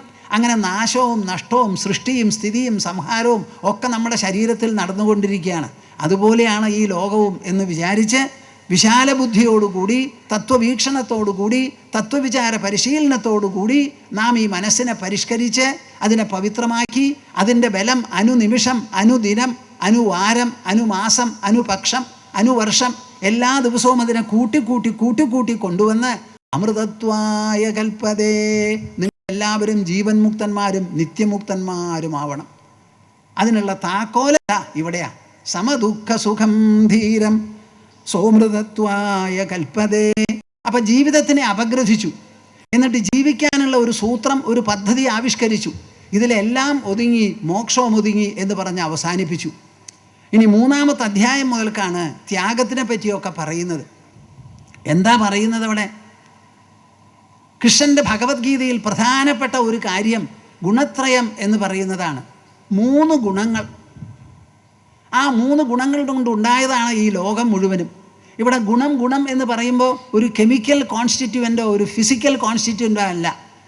അത് ദാർശനികമായി അധ്യാത്മമായിരിക്കുന്ന ഒരു ഭാവനയാണ്, ഒരു പോസ്റ്റുലേറ്റാണത്.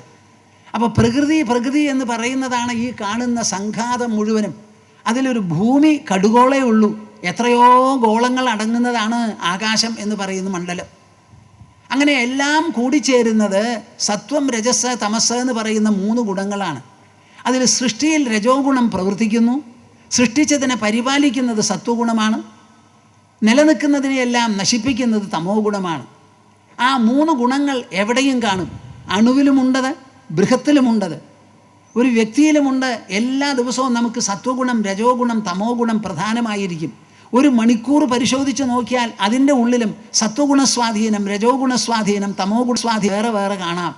ചിലപ്പോൾ നമുക്കൊരു മുഷിപ്പ് തോന്നും, ചിലപ്പോൾ ആലസ്യം തോന്നും, ചിലപ്പോൾ കോട്ടുവായ വരും. ഇതൊക്കെ തമോ ഗുണങ്ങൾ ഉണ്ടാക്കുന്നതാണ്. ചിലപ്പോൾ ശുറുസുറുപ്പുണ്ടാവും, നമുക്ക് ചൊടിയുണ്ടാവും, ക്ഷേമുഷി ഉണ്ടാകും, ഉത്സാഹമുണ്ടാവും, തിമിർപ്പ് തോന്നും. അതൊക്കെ സത്വഗുണം ഉണ്ടാക്കി തീർക്കുന്നതാണ്. അങ്ങനെ ഈ ഗുണങ്ങളാണ് ഈ ലോകം മുഴുവനും. ഈ ഗുണങ്ങൾ ഒരു വ്യക്തിയുടേതല്ല, ഒരു സമൂഹത്തിൻ്റേതല്ല, അത് പ്രകൃതിയുടെ ഘടകങ്ങളാണ്. മനസ്സിലാവുന്നുണ്ടോ? പ്രകൃതിയുടെ ഘടകങ്ങളാണ്. ആ ഗുണങ്ങൾ പ്രവർത്തിക്കുന്നത് കൊണ്ടാണ് വ്യക്തി ഉണരുന്നത്, വ്യക്തി ഉറങ്ങുന്നത്, വ്യക്തി സ്വപ്നം കാണുന്നത്. ഈ ലോകം തന്നെ ഉണർന്നു നിൽക്കുന്നത് അതുകൊണ്ടാണ്.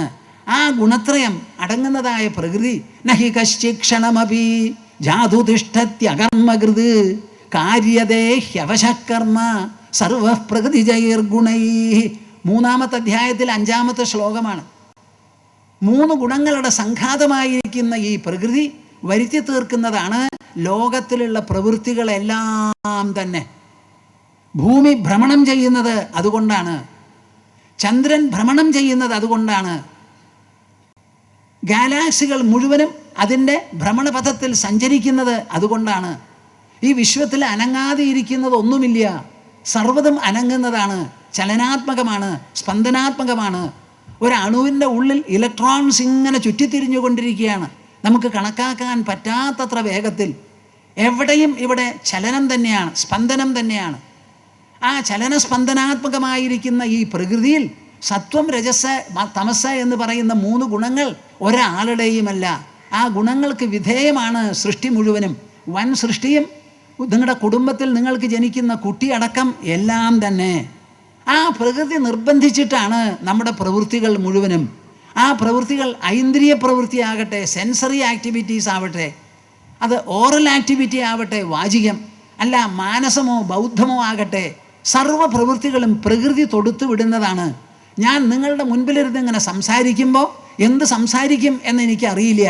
നിങ്ങളെ എല്ലാവരെയും ഞാൻ കാണുന്നു. ഒരു വിഷയം നാം പ്രഖ്യാപിച്ചു, അതിൻ്റെ ഏതാനും ഭാഗം ഇന്നലെ പറഞ്ഞു, ഇന്നിതാ പറയാൻ പോണു ബാക്കിയുള്ളത് എന്ന് മൊത്തത്തിൽ ഒരു തോട്ട്, ഒരു വിചാരം എൻ്റെ മനസ്സിലുണ്ടാവാം. നമ്മുടെ സദസ്സിൻ്റെ മുൻപിൽ, മൈക്കിൻ്റെ മുൻപിൽ അങ്ങനെ ഇരിക്കുമ്പോൾ തോരാതെ ഇങ്ങനെ അടക്കുപെട്ടിയിൽ നിന്ന് വരുന്നത് പോലെ വായിൽ നിന്ന് ഇങ്ങനെ ശബ്ദങ്ങൾ വരുന്നു. ഇതിന് സ്വാമിജി അങ്ങ് ഉത്തരവാദിയാണോ? അല്ലേ, അല്ലേ, എനിക്ക് അറിയില്ല ഞാൻ എന്താ സംസാരിക്കാൻ പോണത് എന്ന്. സംസാരിക്കുമ്പോൾ നിങ്ങളെല്ലാവരും കേൾക്കുന്നത് പോലെ ഞാനൊരു ശ്രോതാവാണ്, വക്താവല്ല. ആശയങ്ങൾ എവിടെയാണ് രൂപീകരിക്കുന്നത് എന്ന് എന്നോട് ചോദിച്ചാൽ എനിക്കറിയോ? എൻ്റെ വായിൽ നിന്ന് വരുന്ന വാക്കുകളെല്ലാം ആശയരൂപത്തിൽ സൂക്ഷ്മമായി തലച്ചോറിലാണ് രൂപീകരിക്കുന്നത് എന്ന് ഡോക്ടർമാർ പറയണു. അത് അംഗീകരിച്ചാൽ ഇവിടെയാണത് രൂപീകരണം. ഇവിടുന്ന് ശബ്ദനാളത്തിലേക്ക് അത് പകർന്ന് ഒഴുങ്ങി പ്രസരിച്ചു വന്നത് എങ്ങനെയാ, എവിടെയാ എന്ന് എനിക്കറിയോ? ശ്രീമദ് ഭാഗവതം പറയുന്നത് സയേഷ ജീവോ വിവരപ്രസൂതി.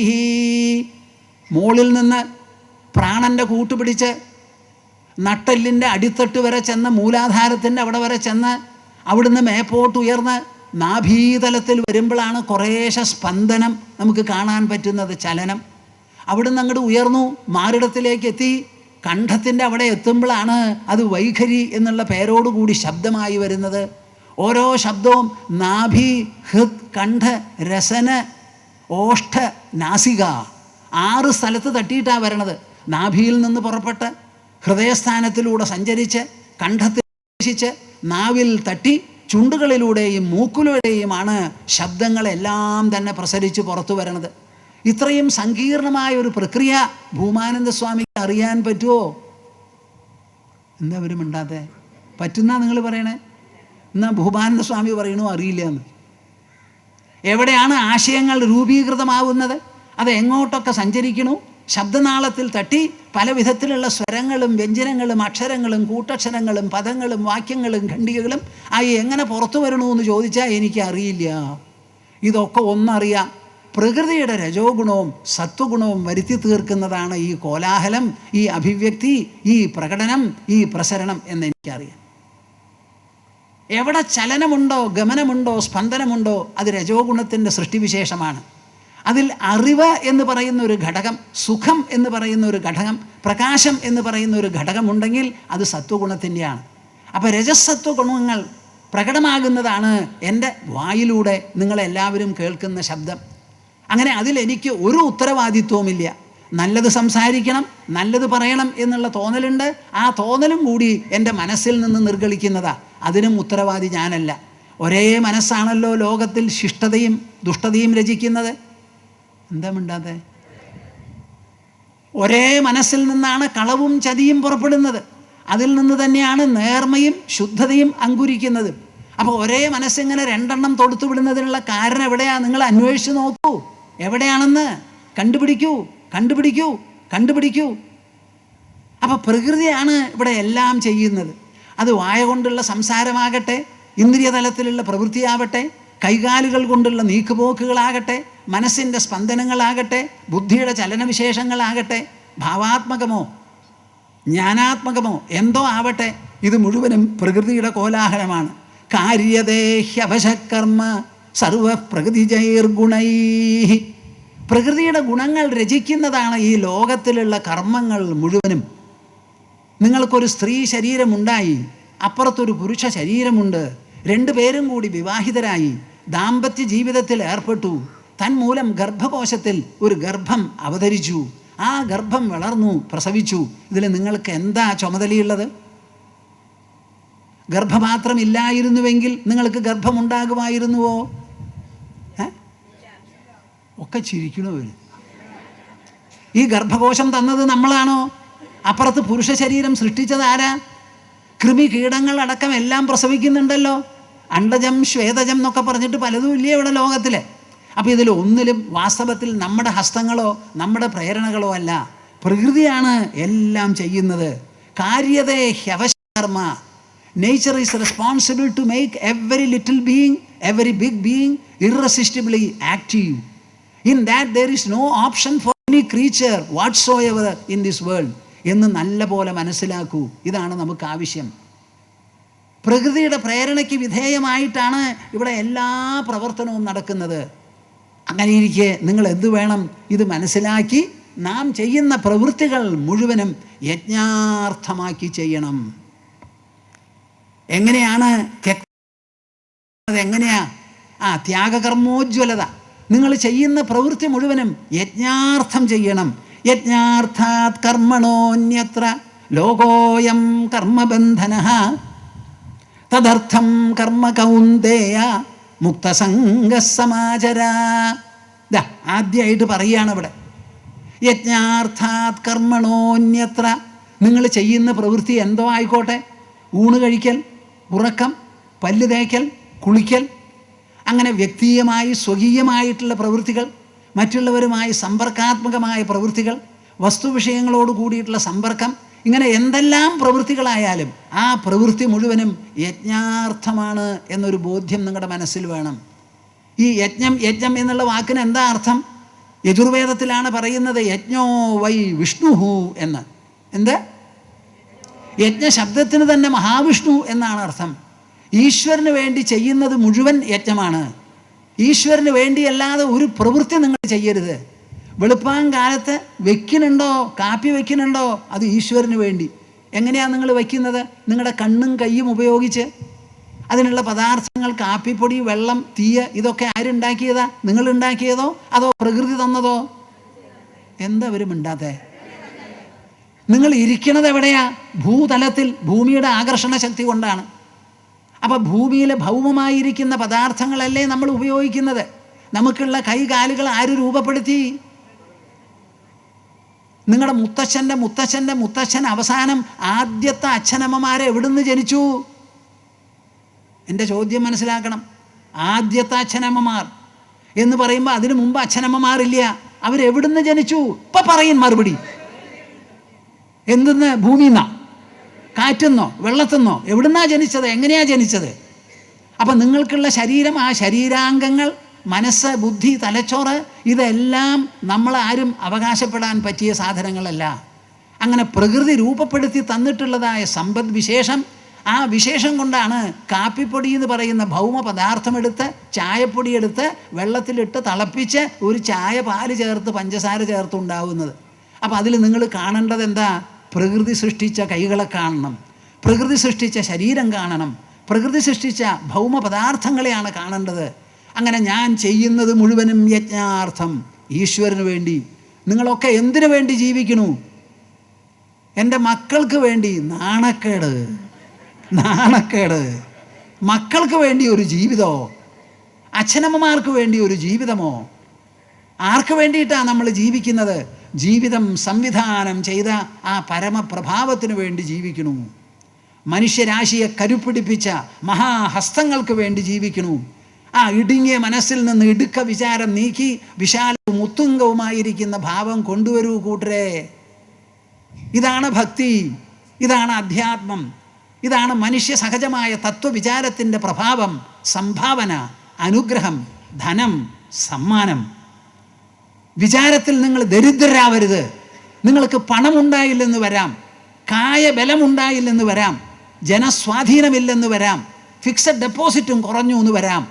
പക്ഷേ തത്വവിചാരം ചെയ്യാനുള്ള മനസ്സും ബുദ്ധിയും നമുക്ക് എപ്പോഴും ഉത്തരോത്തരം നമ്മളിൽ സന്നിഹിതമാണ്.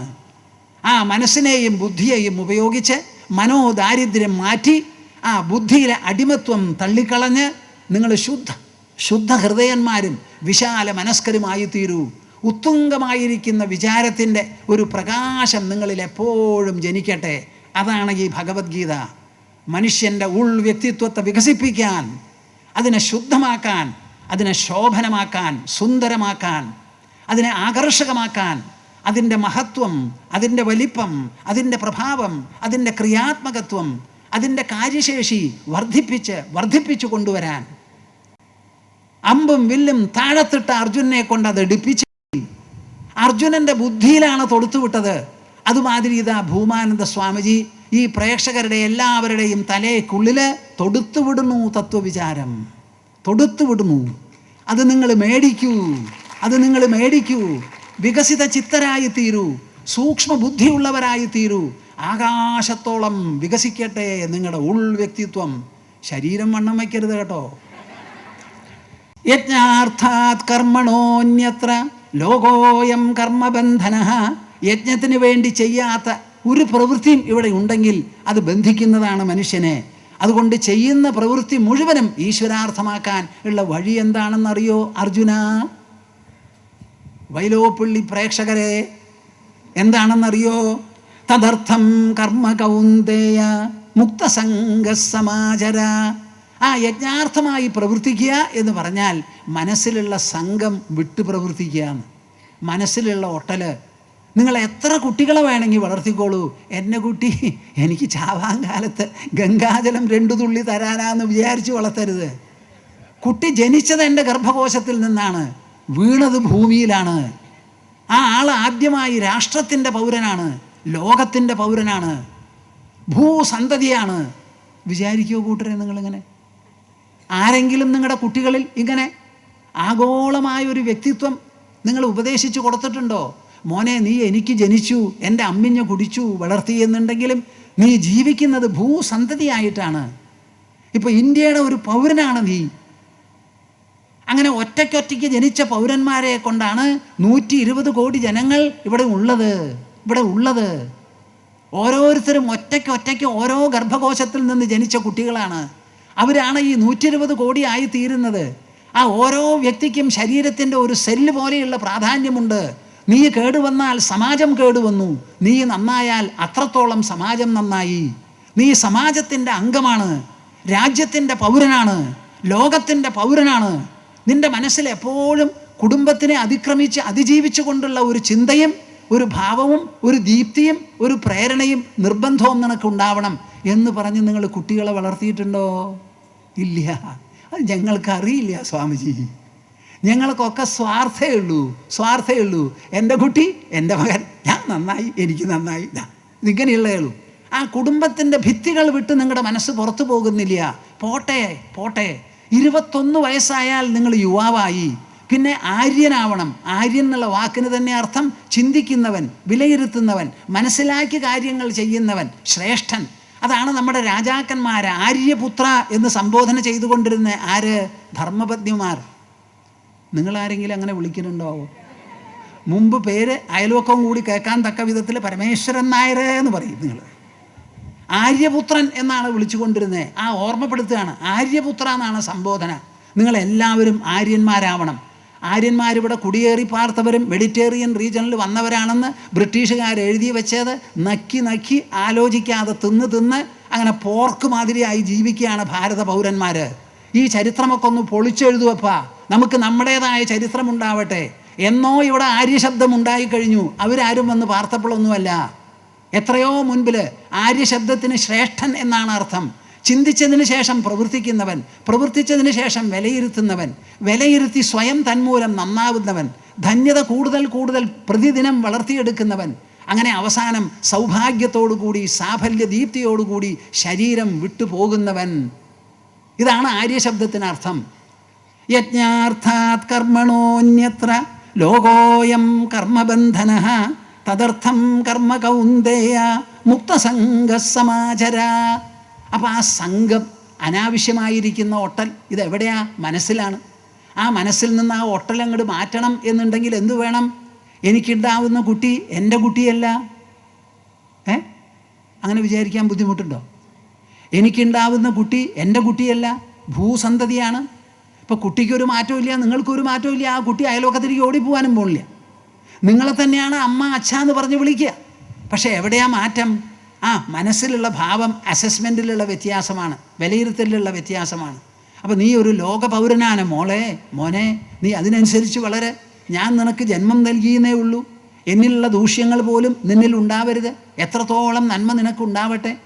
ഉള്ളുകൊണ്ട് വികാസം വേണം, സൂക്ഷ്മത വേണം. എപ്പോഴും പ്രകാശമുണ്ടായിക്കൊണ്ടിരിക്കണം ഉള്ളത്തിൽ. ജീവിതത്തിൽ തളരരുത്. ആത്മബലം എത്രയും ഉണ്ടാവണം. അങ്ങനെ നൂറ്റ് മടഞ്ഞ് ഉണ്ടാക്കണം ഉള്ളിൽ നിന്ന് ആത്മബലം. ഇങ്ങനെയുള്ള വാക്കുകൾ പറയാൻ എന്താ നിങ്ങളുടെ നാവ്?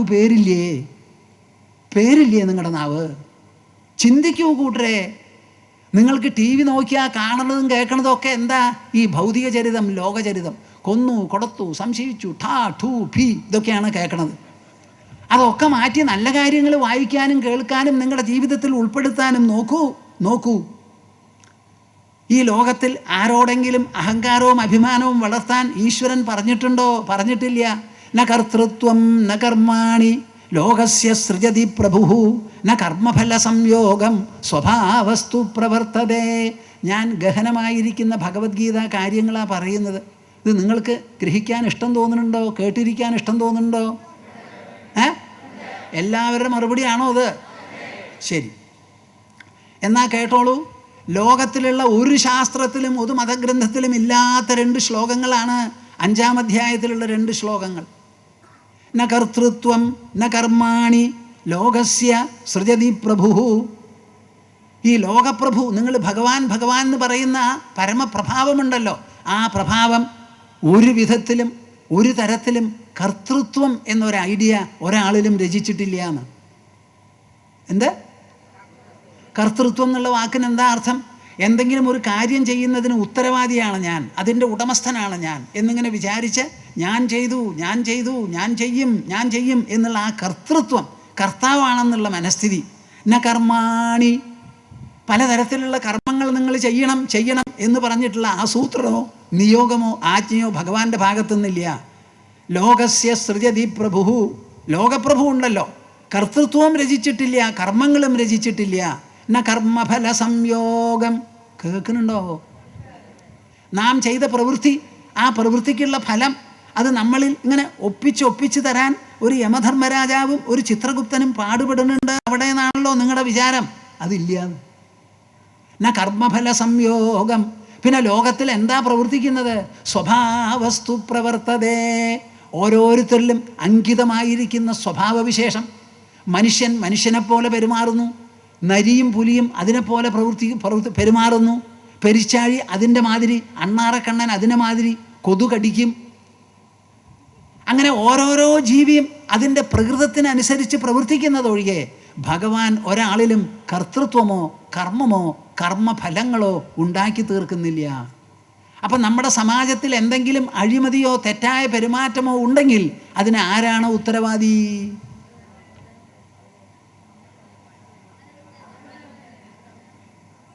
കൊതുപോലെ അവിടെ 1-2 ആൾ പറയുന്നുണ്ട്. ഞാനിത് നിർത്തുക. നമ്മുടെ സമാജത്തിലുള്ള അനീതികൾക്കും അക്രമങ്ങൾക്കും ഉത്തരവാദി ആര്? മനുഷ്യൻ ഭിന്നരുചിക്കാരനാണ്. ഭിന്നരുചിയാണ് മനുഷ്യ സമാജം എന്ന് മനസ്സിലാക്കി അവരെ അടക്കി ഒതുക്കി നിർത്താനുള്ള കൂട്ടശ്രമം. ജനാധിപത്യമാണെങ്കിൽ കൂട്ടശ്രമം, ഏകാധിപത്യമാണെങ്കിൽ രാജകീയ ശ്രമം. ശക്തൻ തമ്പുരാൻ്റെ കാലത്ത് നടന്നുപോലെയുള്ള ശ്രമം ഉണ്ടായാൽ എല്ലാം ശരിയാവും. ദണ്ഡനീതി ഉയർത്തിപ്പിടിക്കണം എന്നാ പറഞ്ഞത്. ശരശയിൽ കിടക്കുന്ന ഭീഷ്മൻ ആരോട്? യുധിഷ്ഠിരനോട്. ഈ യുദ്ധം ഉണ്ടായതിനെപ്പറ്റി പേടിക്കരുത്. യുണൈറ്റഡ് നേഷൻസിൻ്റെ കീഴിൽ മതമേധാവികൾ എല്ലാവരും കൂടി വലിയൊരു കോൺഫറൻസ് നടത്തി. അതിനെ എന്നെ ക്ഷണിക്കൂ. അവിടെ എന്താ ചെയ്യാനുള്ളത് ചോദിച്ചു. ഒരു റെസൊല്യൂഷൻ പാസ്സാക്കണം. എന്ത്? ലോകത്തിൽ യുദ്ധം പാടില്ല എന്ന്. ഞാൻ പറഞ്ഞു വരില്ല എന്ന്. ഞാൻ 56 കൊല്ലമായി ഈ അധ്യാത്മ പ്രചാരണം നടത്തിക്കൊണ്ടിരിക്കുകയാണ്. അതിലെല്ലാ സ്ഥലത്തും വൈകുന്നേരം സംസാരിക്കുന്നത് ഭഗവത്ഗീതയാണ്. ആ ഭഗവത്ഗീത പറഞ്ഞിട്ടുള്ളത് തസ്മാത് യുദ്ധസ്വ ഭാരത എന്നാണ്. കേൾക്കുന്നുണ്ടോ നിങ്ങൾ? അതുകൊണ്ട് യുദ്ധം ചെയ്യൂ എന്നാണ്. ആ പറഞ്ഞ ഉപദേശം പറഞ്ഞ് പരത്തിക്കൊണ്ട് ഞാൻ എങ്ങനെയാണ് നോവാർ ഡിക്ലറേഷൻ ഒന്ന് ഒപ്പിടുക? സാധിക്കില്ല എന്ന് പറഞ്ഞു. എത്രത്തോളം കാലം യുദ്ധം ചെയ്യാനുള്ള പ്രവണത മനുഷ്യ മനസ്സിലുണ്ടോ, പടക്കോപ്പുകൾ ഉണ്ടാക്കാനുള്ള ഫാക്ടറികൾ എത്രത്തോളം കാലം പ്രവർത്തിക്കുന്നുവോ അത്രത്തോളം കാലം ഈ ഭൂമുഖത്തിൽ യുദ്ധവും ഉണ്ടാവും.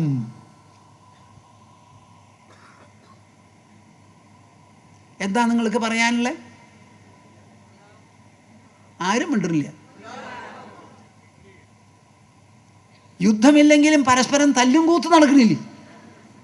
ഞാൻ പറഞ്ഞു കേട്ടിട്ടുണ്ട്, പഴയ കാലത്ത് തിരുവിതാംകൂർ ഭാഗത്ത് കുറച്ച് കൂട്ടരെ മദ്യപിക്കാൻ തീരുമാനിച്ചു. മദ്യപിച്ചാൽ എന്തെങ്കിലും ധീരകൃത്യം ചെയ്യണമെന്നായി. അപ്പോൾ അന്ന് അവർക്ക് ധീരകൃത്യത്തിന് ഒന്നും കിട്ടിയില്ല. എന്നിട്ട് എന്ത് ചെയ്തു അവർ? നമ്മളെല്ലാവരുടെയും പേരെഴുതിയിടുക. എന്നിട്ടൊരു നറുക്കെടുത്തിട്ട് ആരുടെ നറുക്ക് കിട്ടിയോ ആ ആളെ മറ്റെല്ലാവരും കൂടി കൊല്ലുക എന്ന് തീരുമാനിച്ചു. ഭാഗ്യത്തിന് അവിടെ കുടിക്കാത്ത ഒരാളെ എപ്പോഴും മദ്യപന്മാരുടെ കൂടെ വേണം. നിങ്ങളൊക്കെ മദ്യപിക്കാൻ പോകുമ്പോൾ ഒരാൾ മദ്യപിക്കാതെ കൂടെ ഉണ്ടാവണം കേട്ടോ, അല്ലെങ്കിൽ ഈ കുഴപ്പമൊക്കെ ഉണ്ടാവും. അങ്ങോരു വല്ല വിധവും പറഞ്ഞ് മനസ്സിലാക്കി നറുക്കെടുക്കാതെയാക്കി തീർത്തു. അല്ലെങ്കിൽ അവർ തീരുമാനിച്ചതാണ്. കേൾക്കണോ നിങ്ങൾക്ക്? പന്തയം വയ്ക്കുന്നുണ്ട് മനുഷ്യർ. എന്താ ഈ പന്തയം വയ്ക്കണേ? അവരുടെ കയ്യിൽ കാശുണ്ട്, കുറച്ച് പന്തയം വയ്ക്കണം എന്ന് അവർക്ക് തോന്നുക. പഴയ കാലം മുതൽക്ക് തന്നെ ഇവിടെ വേശ്യാസ്ത്രീകളുണ്ട്. ജനകരാജാവിൻ്റെ കാലത്തൊക്കെ ഉണ്ടായിരുന്നു. പിങ്കള അങ്ങനെ ഒരാളാണ്. എങ്ങനെയാണ് ഈ വേശ്യാസ്ത്രീകൾ ഉണ്ടാവുന്നത്? പുരുഷന്മാരിൽ അങ്ങനെ പോകണം എന്നൊരു താല്പര്യം തോന്നുമ്പോൾ ഒരാൾ ഇതിന് പുറപ്പെടുകയാണ്. സപ്ലൈ ആൻഡ് ഡിമാൻഡ് ആണല്ലോ എല്ലാ സ്ഥലത്തും. അപ്പോൾ ലോകത്തിന് നിങ്ങളൊന്ന് സമഗ്രമായി കാണൂ, അതിൻ്റെ സങ്കീർണത മനസ്സിലാക്കൂ. അതാണ് നമുക്ക് ആവശ്യം. ഭഗവത്ഗീത സാധാരണ മനുഷ്യർക്ക് കാണാൻ പറ്റാത്തതും ഗ്രഹിക്കാത്തതുമായ കാര്യങ്ങളെ തുറന്ന് വെളിപ്പെടുത്തി കൊടുക്കുന്നതാണ് ഭഗവത്ഗീത. അത് തൊലി ഉരിച്ചു കാണിക്കുന്നുണ്ട്. ന കർമ്മഫല സംയോഗം സ്വഭാവസ്തു പ്രവർത്തതേ നാദത്തേ കസ്യചിത് പാപം ന ചൈവ സുകൃതം വിഭു അജ്ഞാനേന ആവൃതം ജ്ഞാനം തേന മുഹ്യന്തി ജന്തവഃ. ഭഗവാൻ ഒരാളുടെ പാപവും ഏറ്റെടുക്കുന്നില്ല. കേൾക്കുന്നുണ്ടോ? ഇല്ല. മറക്കോ? നാദത്തേ കസ്യചിത് പാപം, ഒരാളുടെ പാപവും ഈശ്വരൻ ഏറ്റെടുക്കുന്നില്ല. ന ചൈവ സുകൃതം വിഭു, നിങ്ങൾ പുണ്യകർമ്മം ചെയ്താൽ ആ പുണ്യകർമ്മം അതിൻ്റെ ഫലം അതെടുക്കണില്ല. അജ്ഞാനേന ആവൃതം ജ്ഞാനം, മനുഷ്യരുടെ മനസ്സിൽ അറിവില്ലായ്മ. അറിവ്, ഒരു കുട്ടി ജനിക്കുന്ന സമയത്ത് ഒരറിവും ഉണ്ടാവില്ല. വേച്ച് നടക്കാൻ പഠിപ്പിച്ചിട്ട് വേണം. അച്ഛൻ അമ്മ എന്ന് പറയാൻ പഠിപ്പിച്ചിട്ട് വേണം. അക്ബറുടെ കാലത്ത് ഒരു കുട്ടി ജനിച്ചു. അച്ഛനമ്മമാർ സംസാരിച്ചാണ് കുട്ടി പഠിക്കണത് എന്ന് പറഞ്ഞപ്പോൾ അക്ബർ മുഴുവൻ വിശ്വസിച്ചില്ല. ഏതോ ഒരു സ്ത്രീ പ്രസവിച്ചപ്പോൾ പറഞ്ഞു, പോയി മുല കൊടുത്തു വരലും കുളിപ്പിക്കലും അല്ലാതെ മിണ്ടരുതെന്ന്.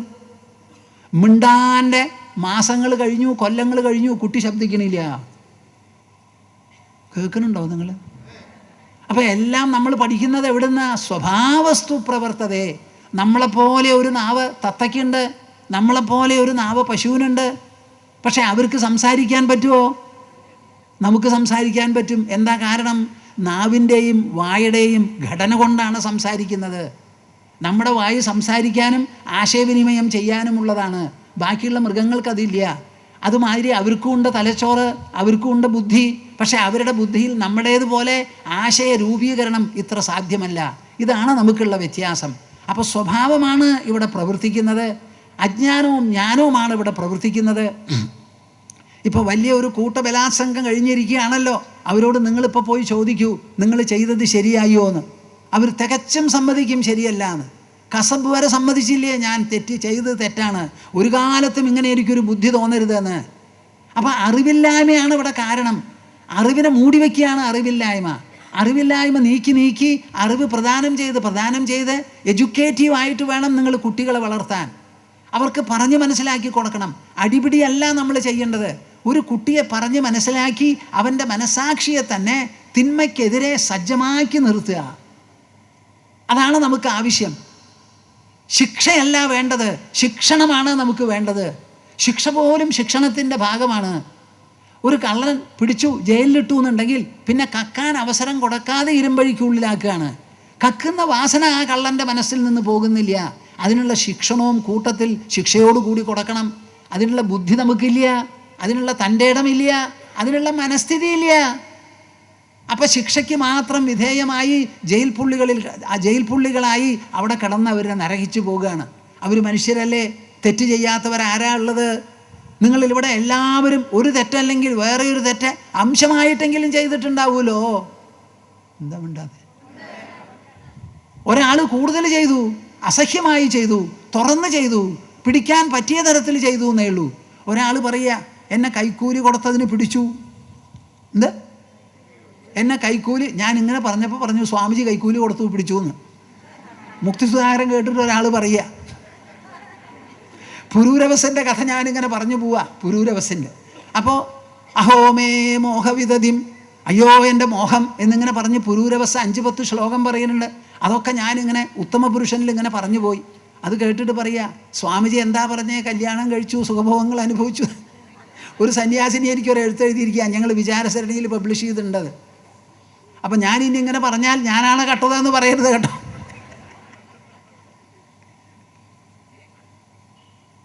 അപ്പം എന്തെങ്കിലും ഒരു തെറ്റ് നമ്മൾ ചെയ്തു എന്നുള്ളത് തോന്നി, അത് പശ്ചാത്താപം നമുക്ക് എപ്പോഴും വരാവുന്നതാണ്. ആ പശ്ചാത്താപം ജനിക്കാനും അതിനെ ഉദ്ദീപിപ്പിക്കാനും അതിനെ വളർത്താനുമുള്ള ശിക്ഷണം നമ്മൾ എപ്പോഴും കൊടുക്കണം. അറിവില്ലായ്മയാണ് സർവ്വത്തിനും ഇവിടെ ഹേതു. നമ്മുടെ വേദാന്തശാസ്ത്രം പറയുന്നത് അജ്ഞാനമാണ് ഇവിടെ സർവ്വമോഹങ്ങൾക്കും ബന്ധനത്തിനും കാരണം. എവിടെ വിഷമുണ്ടോ അവിടെ തത്വോപദേശമുണ്ട്, എവിടെ വിഷമുണ്ടോ അവിടെയുണ്ട്. അർജുനൻ്റെ വിഷമം തീർക്കാൻ കൃഷ്ണൻ്റെ ഉപദേശം, ഉദ്ധവൻ്റെ വിഷമം തീർക്കാൻ കൃഷ്ണൻ്റെ ഉപദേശം, രാമൻ്റെ വിഷമം തീർക്കാൻ വസിഷ്ഠരുടെ ഉപദേശം, പരീക്ഷത്തിൻ്റെ വിഷമം തീർക്കാൻ ശുഗമഹർഷിയുടെ ഉപദേശം. നിങ്ങളുടെ ഒക്കെ വിഷമങ്ങൾ വിദ്വാൻമാരുടെ അടുത്ത് ചെന്നാൽ എല്ലാം മിസ്റ്റ് പോലെ അങ്ങോട്ട് പോയിക്കളയും സൂര്യൻ ഉദിക്കുമ്പോൾ. അതേമാതിരിയാണ്. അപ്പോൾ അജ്ഞാനേന ആവൃതം ജ്ഞാനം തേന മുഹ്യന്തി ജന്തവഹ, അതിനാൽ മനുഷ്യർ മോഹിക്കുന്നവരാണ്. അതുകൊണ്ട് എന്തു വേണം? ത്യക്തജീവിതം അനുഭവിക്കാൻ അല്ലെങ്കിൽ കൊണ്ടു നടക്കാൻ. തസ്മാദസക്ത സതതം കാര്യം കർമ്മ സമാചര അസക്തോ ഹ്യാചരൻ കർമ്മ പരമാപ്നോതി പൂരുഷ. ശ്രദ്ധിച്ചോളൂ, ഇത് 3-ാം അധ്യായത്തിൽ 19-ാം ശ്ലോകമാണ്. തസ്മാത് അസക്ത സതതം കാര്യം കർമ്മ സമാചര. എന്തെല്ലാം പ്രവൃത്തികൾ ചെയ്യേണ്ടതായി വരുന്നുവോ,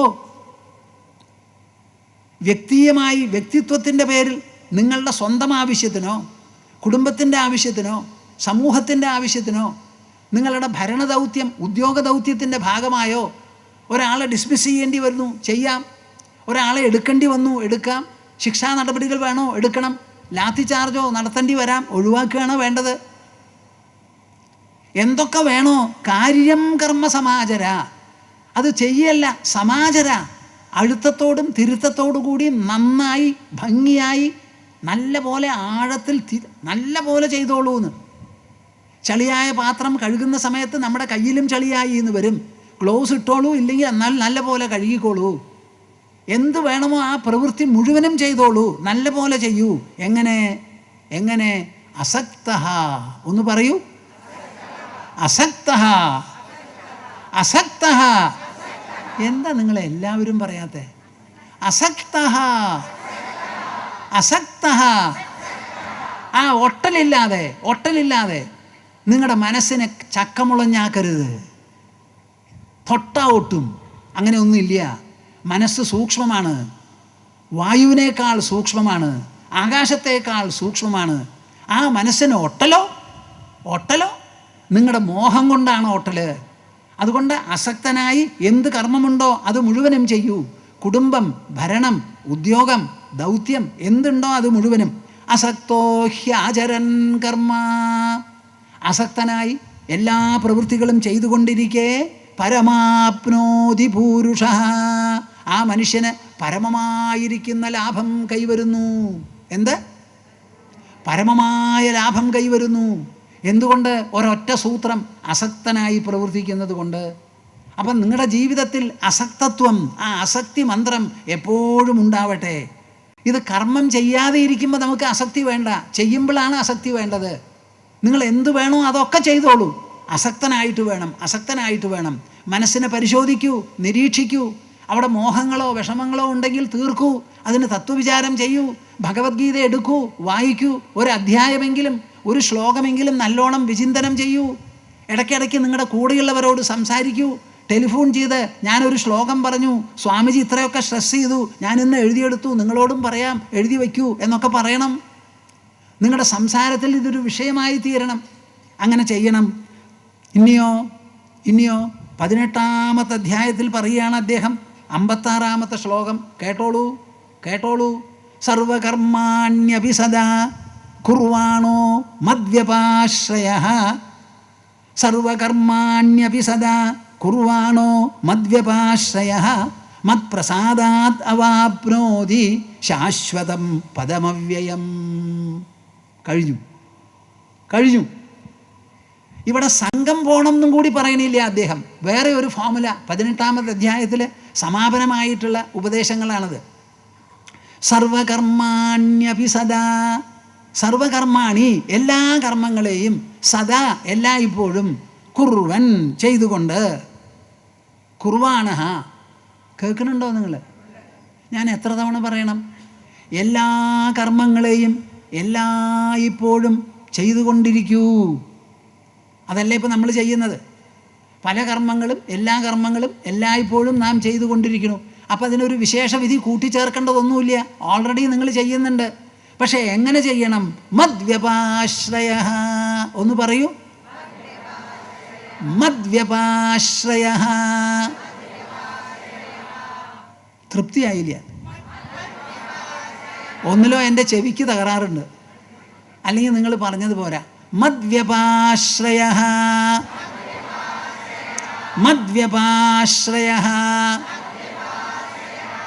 എന്നെ ആശ്രയിച്ചുകൊണ്ട്. എന്ത്? ഈശ്വരനെ ആശ്രയിച്ചുകൊണ്ട്. നിങ്ങൾ ഇരിക്കുന്നത് ഭൂമിയിലാണ്, ജീവിക്കുന്നത് ഭൂമിയിലാണ്. ഭൂമിക്ക് എന്താണ് ആശ്രയം? ഭൂമിയുടെ 4 ഭാഗത്തും കനം കുറഞ്ഞ കാറ്റല്ലേ. കനം കുറഞ്ഞ കാറ്റെങ്ങനെയാണ് ഭൂമിയെ താങ്ങി നിർത്തുന്നത്? ആലോചിച്ചിട്ടുണ്ടോ നിങ്ങൾ? എനിക്ക് തിരുവനന്തപുരത്തൊരു വീടുണ്ട്.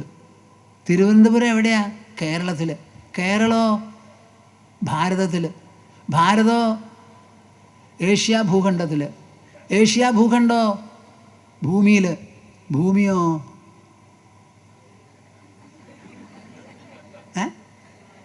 ഭൂമിക്ക് എന്താ ആശ്രയം?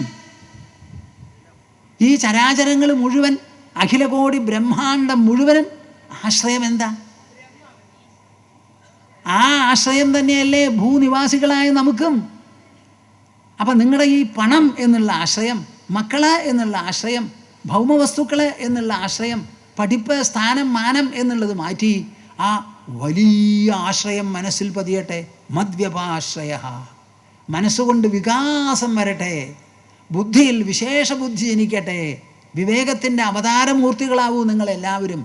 എന്നെ ആശ്രയിച്ചുകൊണ്ട് എല്ലാ പ്രവൃത്തികളും ചെയ്യുന്ന പക്ഷം മത്പ്രസാദാത്, എൻ്റെ പ്രസാദം കൊണ്ട്, എൻ്റെ അനുഗ്രഹം കൊണ്ട്, അവാപ്നോതി കൈവരുന്നു, പ്രാപിക്കുന്നു, ശാശ്വതം പദമവ്യയം, അഴിവില്ലാത്തൊരു പദം, അവ്യയമായിരിക്കുന്ന ഒരു പദം നിങ്ങൾക്ക് കൈവരുന്നു.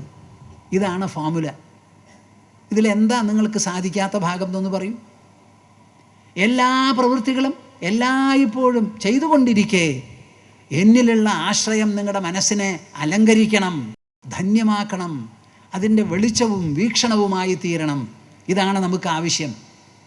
അപ്പം മനസ്സുകൊണ്ടും ബുദ്ധി കൊണ്ടും ഈ തത്വം ഗ്രഹിച്ച് അവിടെ നിലനിർത്തി അതിനെ പരിരക്ഷിച്ച് അത് നിങ്ങളിൽ ലയിച്ചു ചേർന്ന് ഒന്നായി തീരുന്നത് വരെയാണ് നിങ്ങളുടെ സാധനയോ നിങ്ങളുടെ പ്രയത്നമോ. അതാണ് നമുക്ക് ആവശ്യം. സർവകർമാണ്യപി സദാ കുർവാണോ മദ്യപാശ്രയ മത്പ്രസാദാത് അവാപ്നോതി ശാശ്വതം പദമവ്യയം. നമ്മുടെ സബ്ജക്റ്റ് എന്താ? ഗീത ഉപദേശിക്കുന്നതും ഗീത ഉയർത്തിപ്പിടിക്കുന്നതുമായ ത്യാഗകർമ്മോജ്വലത. കേട്ടോ? ത്യാഗകർമ്മോജ്വലത, ത്യാഗസമ്പന്നമായിരിക്കുന്ന പ്രവൃത്തി, ആ പ്രവൃത്തിയിൽ പ്രകാശിക്കുന്നതും കാണുന്നതുമായ ഉജ്ജ്വലത. മനുഷ്യനെ മൂഢനാക്കുന്നതല്ല ഭഗവത്ഗീത, വിദ്വാനാക്കുന്നതാണ്. ദുർബലനാക്കുന്നതല്ല, ബലിഷ്ഠനാക്കുന്നതാണ്. ദുഃഖിയാക്കുന്നതല്ല, പരമസുഖിയാക്കുന്നതാണ്.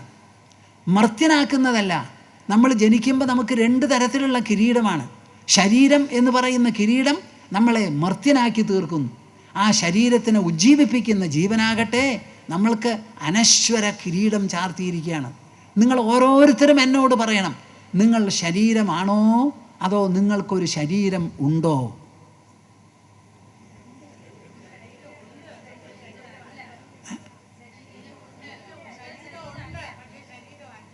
നിങ്ങൾക്ക് ശരീരമുണ്ട് എന്ന് തോന്നുന്നതും പറയുന്നതും ആരാ? ശരീരമാണോ അതോ മനസ്സോ? ആ മനസ്സ് ശരീരമല്ലല്ലോ. എല്ലാം പോയി, മനസ്സും പോയി, ബുദ്ധിയും പോയി, അഹങ്കാരവും പോയി, എല്ലാം മാറ്റപ്പെട്ട് കിടന്നുറങ്ങണു. ഉറങ്ങി എണീറ്റതിന് ശേഷം ഒന്നുമറിയാതെ ഞാൻ കിടന്നുറങ്ങി, ദാ എണീറ്റു എന്ന് പറയണു. അപ്പോൾ ഉറങ്ങിയവനും എണീറ്റവനും ആരാ കൂട്ടരെ? എന്നോട് ഒന്ന് പറയാമോ? അത് ശരീരമാണോ കിടന്നുറങ്ങിയത്? ഉറങ്ങി എന്ന് പറയാൻ അവിടെ ഒരാളുണ്ട്. ആ ശരീര വിലക്ഷണമായിരിക്കുന്ന ചേതനാവിശേഷമാണ് നിങ്ങൾ. അത് നല്ല പോലെ മനസ്സിലാക്കൂ. അത് ഗ്രഹിക്കുന്തോറും നിങ്ങളുടെ മനസ്സിൽ നിന്ന് ഒട്ടൽ പോവും, ഇടുക്കം നീങ്ങും, വ്യാമോഹം മാറും.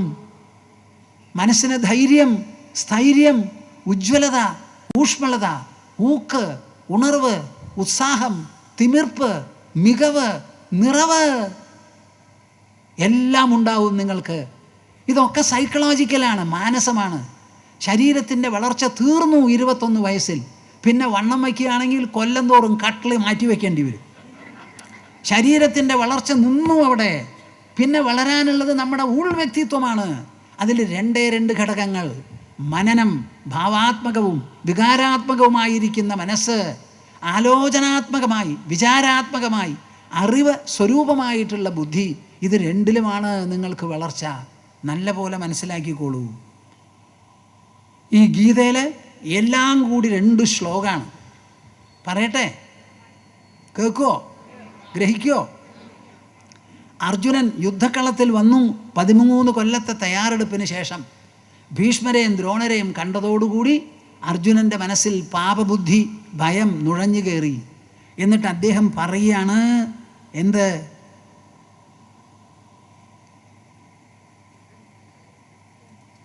അഹോബത മഹത്പാപം കർത്തും വ്യവസിതാ വയം യദ്രാജ്യസുഖലോഭേന ഹന്തും സ്വജനമുദ്യതാഹ. ഇങ്ങനെയാണ് അർജുനൻ്റെ നിലപാട് അദ്ദേഹം പ്രതിപാദിച്ചത്. അഹോബത മഹത്പാപം കർത്തും വ്യവസിതാ വയം. നമ്മൾ വലിയ ഒരു കൊടും പാപം ചെയ്യാൻ പുറപ്പെട്ടിരിക്കുകയാണ് കൃഷ്ണ. ആര്? വയം, നമ്മളെല്ലാവരും. അർജുനൻ തന്നെയല്ല പറഞ്ഞത്, ഞാൻ പാപം ചെയ്യാൻ പുറപ്പെട്ടിരിക്കണു എന്നല്ല പറഞ്ഞത്. നമ്മളെല്ലാം തന്നെ പാപം ചെയ്യാൻ പുറപ്പെട്ടിരിക്കുകയാണ്. എന്താ കാരണം? യദ്രാജ്യസുഖലോഭേന ഹന്തും സ്വജനമുദ്യതാഹ. രാജ്യത്തിലും സുഖത്തിലുമുള്ള അത്യാർത്തി കാരണം സ്വജനങ്ങളെ കൊന്നൊടുക്കാൻ നമ്മൾ പുറപ്പെട്ടിരിക്കുകയാണ്. അതുകൊണ്ട് ഇത് കൊടും പാപമാണ്. ഇത് ഞാൻ ചെയ്യില്ല കൃഷ്ണ. ഇത് ചെയ്താൽ നമ്മളെല്ലാവരും നരകത്തിൽ പോവും. നമ്മളൊക്കെ ഇപ്പോൾ നരകത്തിലാകണം. അപ്പോൾ അതുകൊണ്ട് ഞാനിത് ചെയ്യില്ല. ന യോത്സ്യതി ഗോവിന്ദം ഉക്ത്വാ തൂഷ്ണീം ബഭൂവ. ഞാൻ യുദ്ധം ചെയ്യില്ല എന്ന് ഉറപ്പിച്ച് പറഞ്ഞ് അവിടെ മിണ്ടാതെ ഇരുന്നു അർജുനൻ. അവിടുന്നാണ് പുറപ്പെട്ടിരിക്കുന്നത്. 17-18 അധ്യായങ്ങളിലായിട്ടുള്ള ഉപദേശം കഴിഞ്ഞതിന് ശേഷം 18ാമത്തെ അധ്യായത്തിൽ കൃഷ്ണൻ പറഞ്ഞു നിർത്തുകയാണ്, ചെവി കടം മേടിച്ച് കേൾക്കും. യസ്യ നാഹംകൃതോ ഭാവോ ബുദ്ധിർ യസ്യ ന ലിപ്യതേ ഹത്വാപി സൈമാൻ ലോകാൻ നഹന്തി ന നിബധ്യതേ.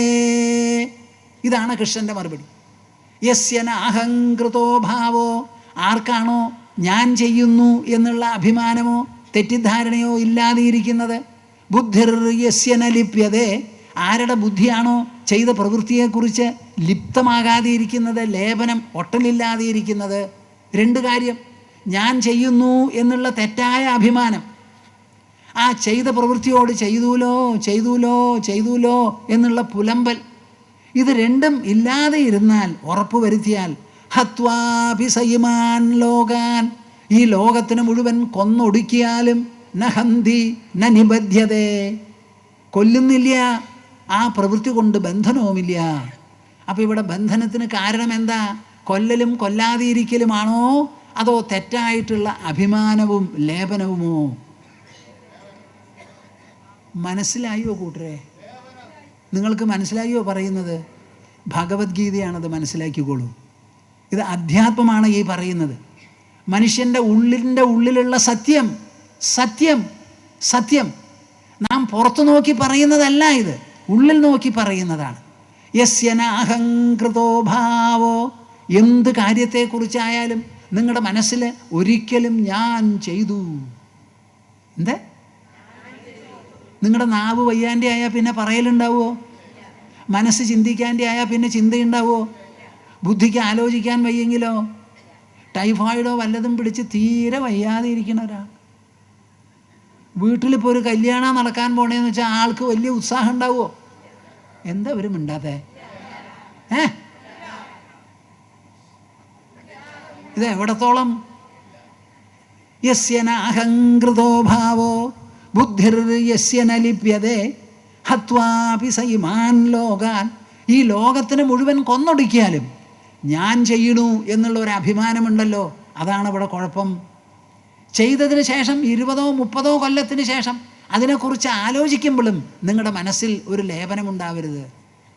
എൻ്റെ ആശ്രമത്തിൽ എന്നെ കാണാൻ ഞാനിവിടെ ഇങ്ങനെ പ്രസംഗിച്ച് പോവുകയാണ്, നിങ്ങൾ ദൂരത്തിരുന്ന എന്നെ കാണുന്നതും കേൾക്കുന്നതും. പക്ഷേ എൻ്റെ അടുത്ത് വരുന്ന ചില കൂട്ടരുണ്ട്, അവരെപ്പോഴും എഴുത്തെഴുതുന്നതും സംസാരിക്കുന്നതും ഒക്കെ അവരുടെ മനസ്സിനുള്ള ഉത്കടമായ വിഷമങ്ങൾ തീരാനാണ്. അതിൽ ചിലർക്ക് ചില സംഭവങ്ങൾ നടന്നത് ആലോചിക്കുമ്പോൾ ആലോചിക്കാൻ പോലും പറ്റാത്തതായ ഒരു നിലയാണ്.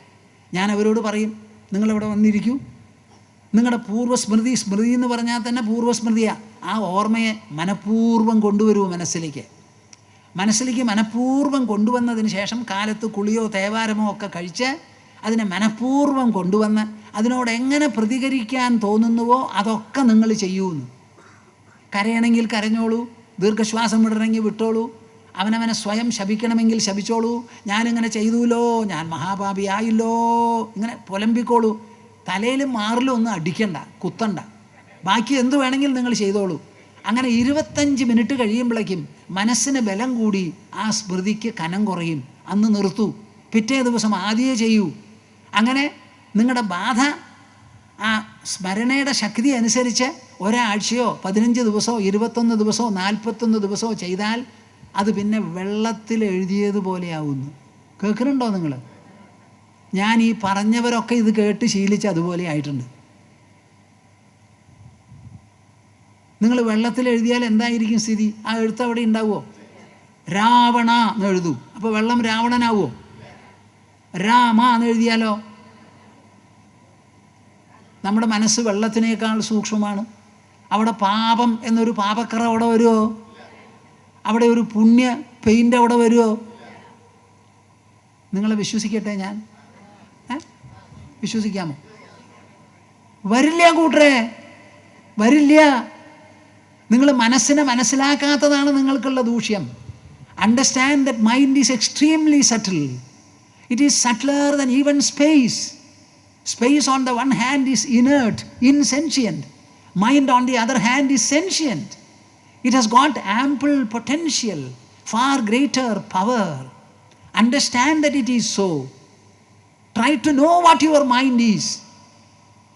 I cannot call it a substance. Still I give it, for temporarily at least, I give it a name, the mind substance. അതിനെയാണ് ഈ ആത്മ എന്ന് പറയുന്നത്. അതൊരു ദ്രവ്യമല്ല, അതൊരു ഊർജമല്ല. ദ്രവ്യങ്ങൾക്കും ഊർജങ്ങൾക്കും അതീതമായിരിക്കുന്ന വിശേഷപ്പെട്ട ഒരു ചേതനാ പ്രഭാവമാണത്. അതിലൊരു കറയേൽപ്പിക്കാൻ ലോകത്തിൽ ഒന്നുമില്ല.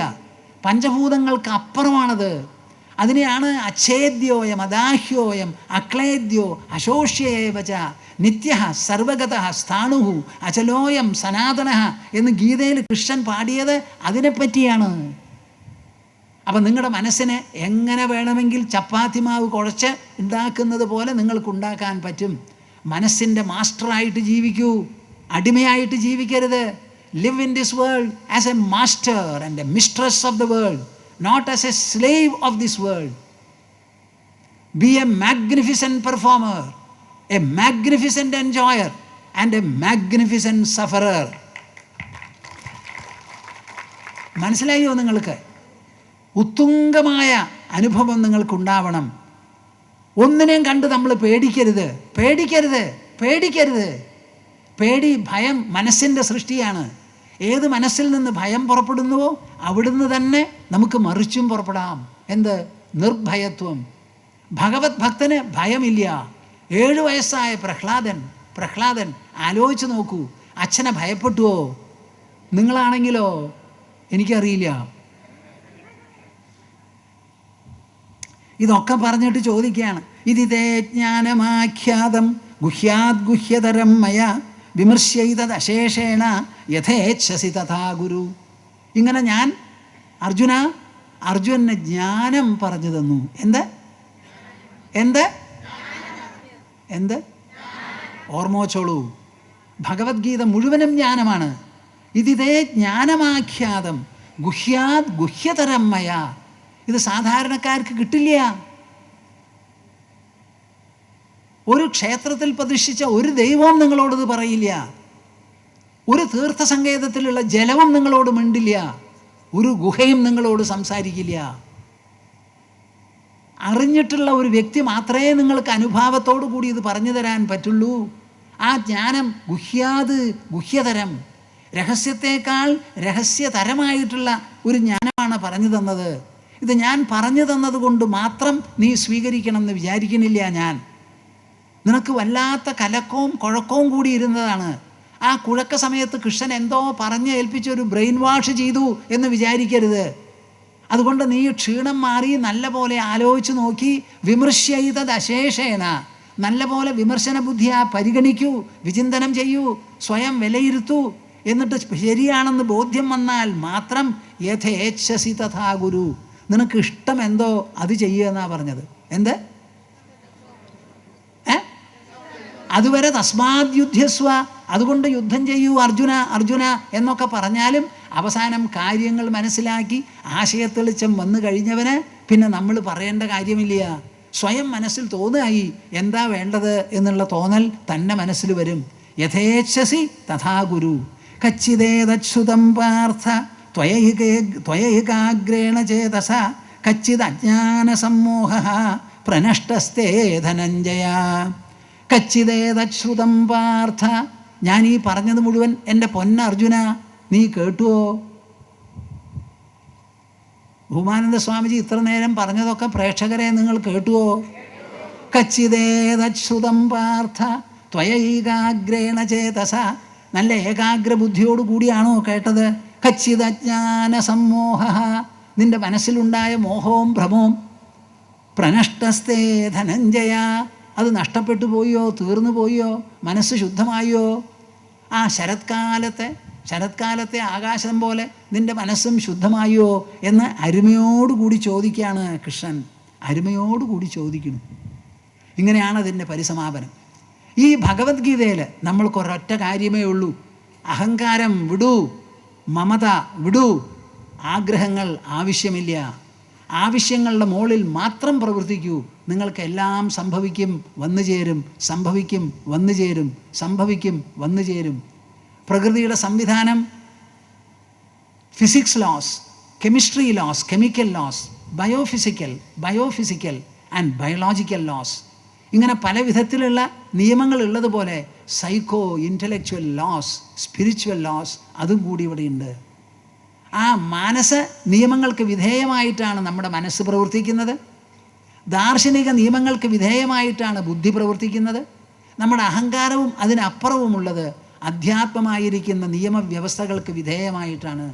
ഇത് നല്ല പോലെ മനസ്സിലാക്കി ജീവിതത്തെ സാമഞ്ജസ്യമായി കാണൂ. എന്ത് സാമഞ്ജസ്യം?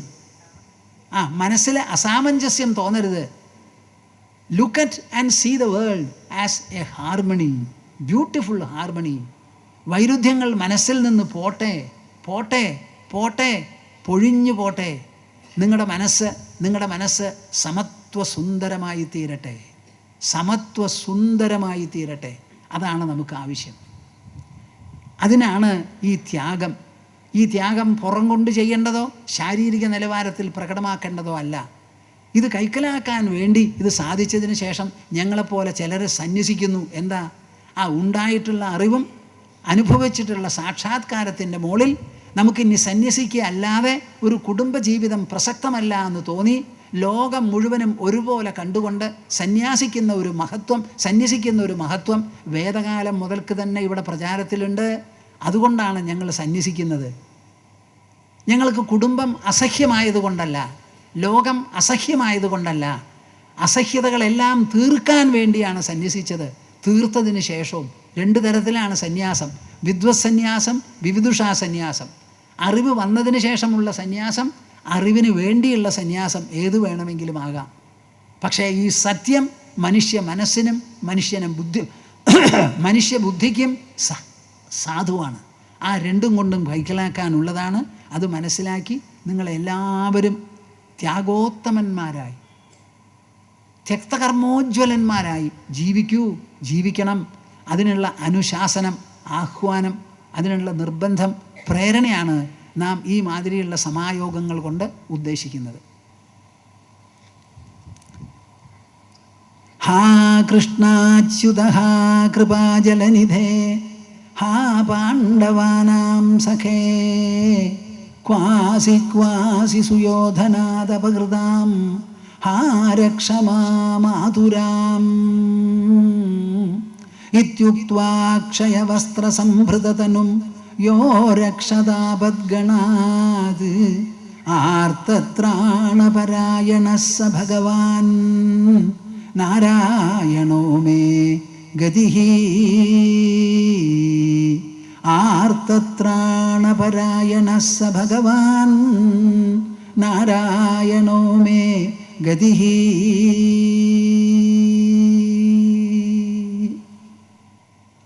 ഹരി ഓം, ഹരി ഓം. ഇനി എല്ലാവരും കൂടി കൂട്ടായി ജപിക്കുക. ഓ